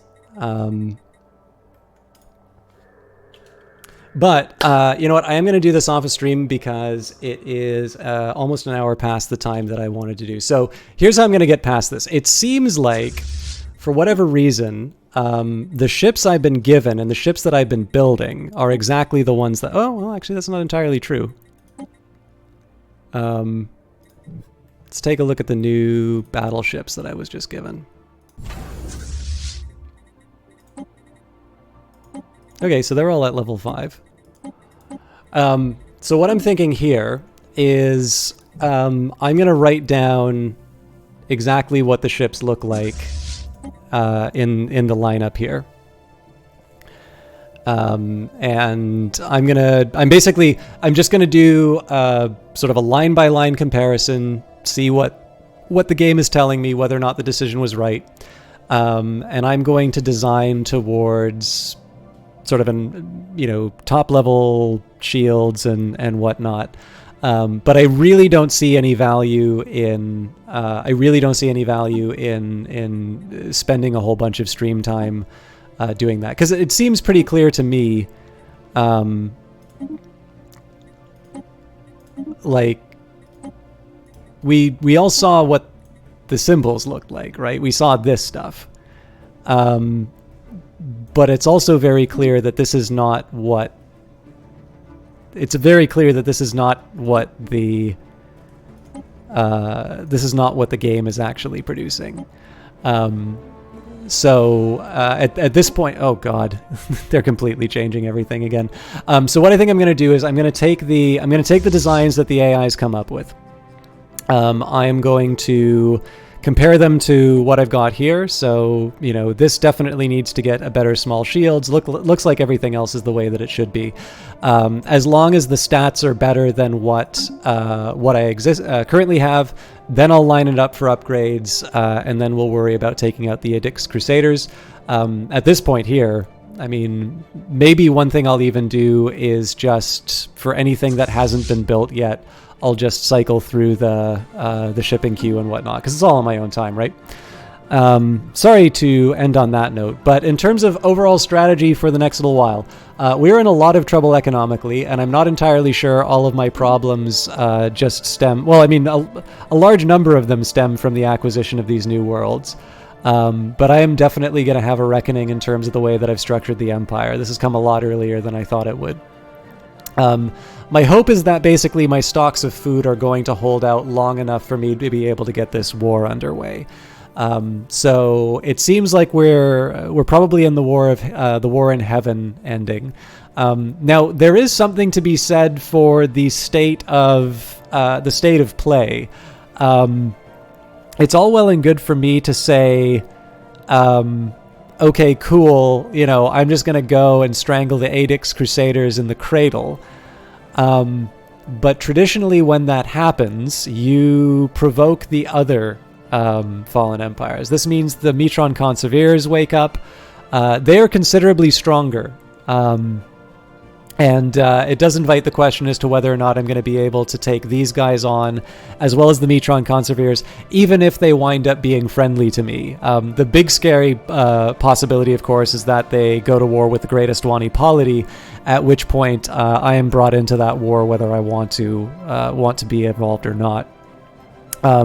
The one thing that I don't know about, and that's going to be kind of interesting to discover, is the continuance.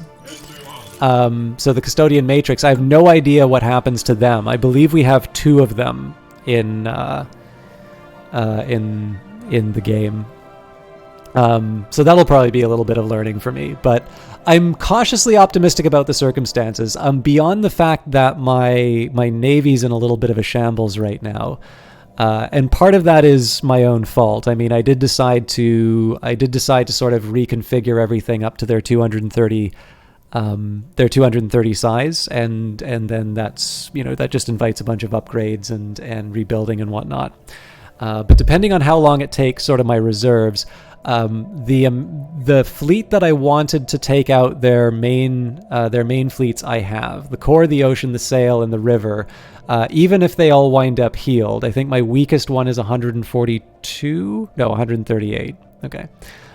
Still enough to be able to take out the combined strength of the Edict's Crusaders. I also have a numerical advantage, which means that their weapons aren't necessarily going to be able to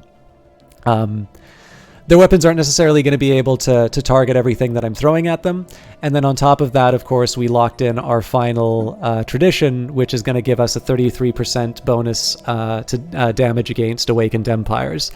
And so there's a few sort of more subtle benefits that I have against them that aren't necessarily apparent on paper when you do that comparison.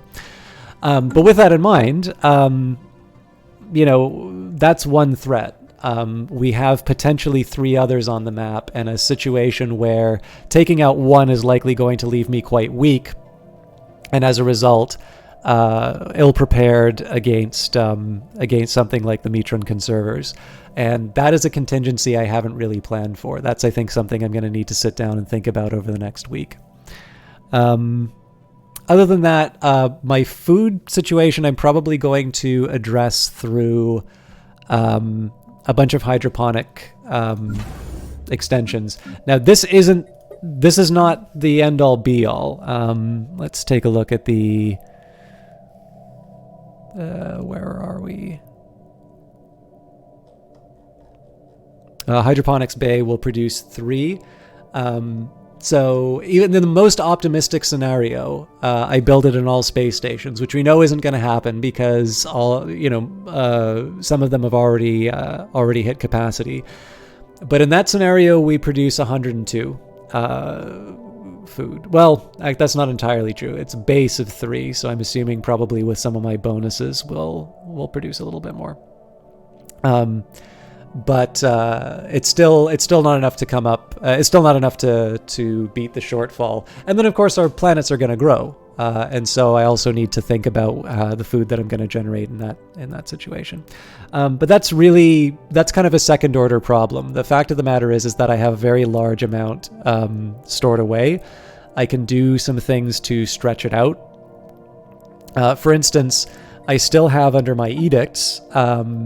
Or not edict, under my policies, I currently have a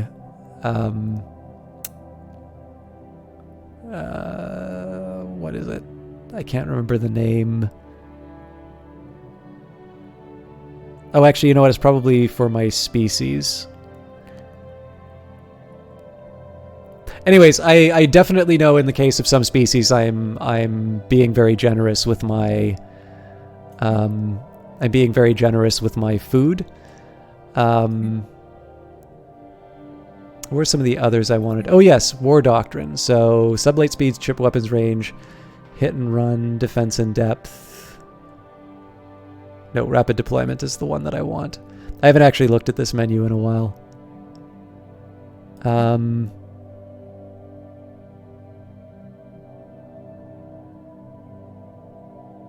Yes, militarized economy is exactly what I want.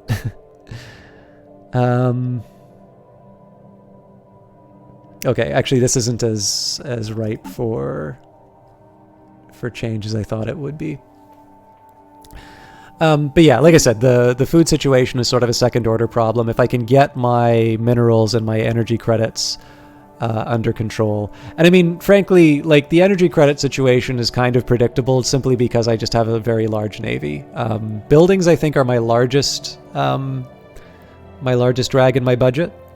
So I may want to take a quick look and see whether or not there are some buildings that are being wastefully used. But it's pretty clear here that just simply running the empire itself is now taking up a lot of my capacity, and there's not a whole lot that I can do about that other than just make sure that I'm managing my economy a little bit more effectively. The one bit of good news though is that I don't need to worry about casus bellis. I can do a end threat containment. Apparently my Federation's going to need to decide that that's a good idea, so that might be a problem. And then as far as the others, the League of Interlinked Systems, it looks like they're getting close to wanting to peace out. The one against the Neborite is really annoying to me because I wanted to vassalize them. And this will not finish anytime soon. But I guess I'm just going to have to learn to live with disappointment. I think that's it. So thank you everybody for watching, especially for those of you that hung around for that somewhat extended ending. I'm really interested in where this has gone. Like, I went from being sort of the peak of confidence to a couple of things turning against me here, and I've actually just realized the fragility of sort of the economy that I set up. I suppose for those of you that have a more laissez-faire bent towards the world, I suppose this is an argument against command economies. But it's going to be interesting. Again, I'm fairly what I really want to take away from this is that I am. Hey, no problem, Rawmanga. Thank you very much for watching. I'm going to find someone to host tonight, so if you guys don't mind hanging around for a little bit, I would love to. Oh, there are so many good people streaming. I'm going to take a couple of minutes to see what I've got here. Okay, for those of you that have hung around for a bit, here's my question for you. I do not know a lot of streamers, or no, I don't think I know any streamers for Stellaris. Traditionally, when I have done this, it's been a mixed bag. And so I sometimes leave the people who want to do Stellaris, I leave it to their judgment. So here's the division that I've got. Outworld is an Australian streamer I really like. He's great at fighting games, and he's playing Killer Instinct. And I have a feeling it's probably the original. It is not. It is the new one, so never mind. Anyways, Outworld's a really great guy, and I'd love to share him with you. But if you guys want to see a Stellaris streamer, I want to leave the possibility open. So even if you've never said anything in chat and you'd prefer me to host a Stellaris streamer, I think I have one in mind, which might be fun. But I'll leave it to you. Also, if you guys want to see Outworld, just let me know. But I'll give it a quick minute while I get the host stuff up. If we do wind up going for the well, no, I'll wait to see. Does anybody have... Okay, I'll put it to you this way. If you have no opinion, say you have no opinion. If you'd like to see Outworld with Killer Instinct, let me know. And if you'd like to see another Stellaris streamer, I think I've figured out who I'll send everyone along to. But I'd like at least some registration that somebody's been given the chance. And if not, I'll probably just do a random host.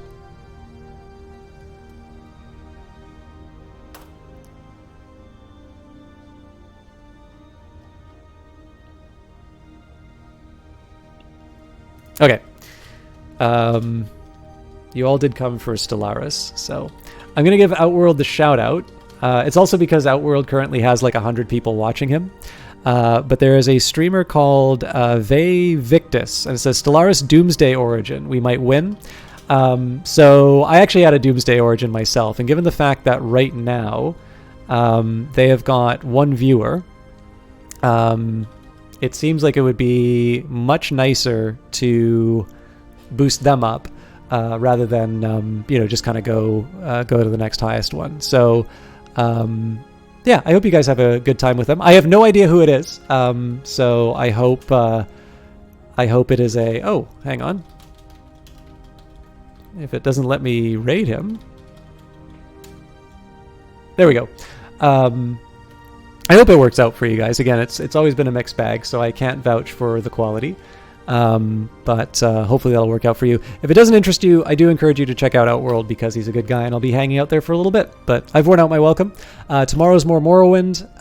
Wednesday is going to be a surprise game. I've been sort of teasing it on Twitter, and Friday we're back to Outer Wilds. Until then, have a good night, and we'll see you next time.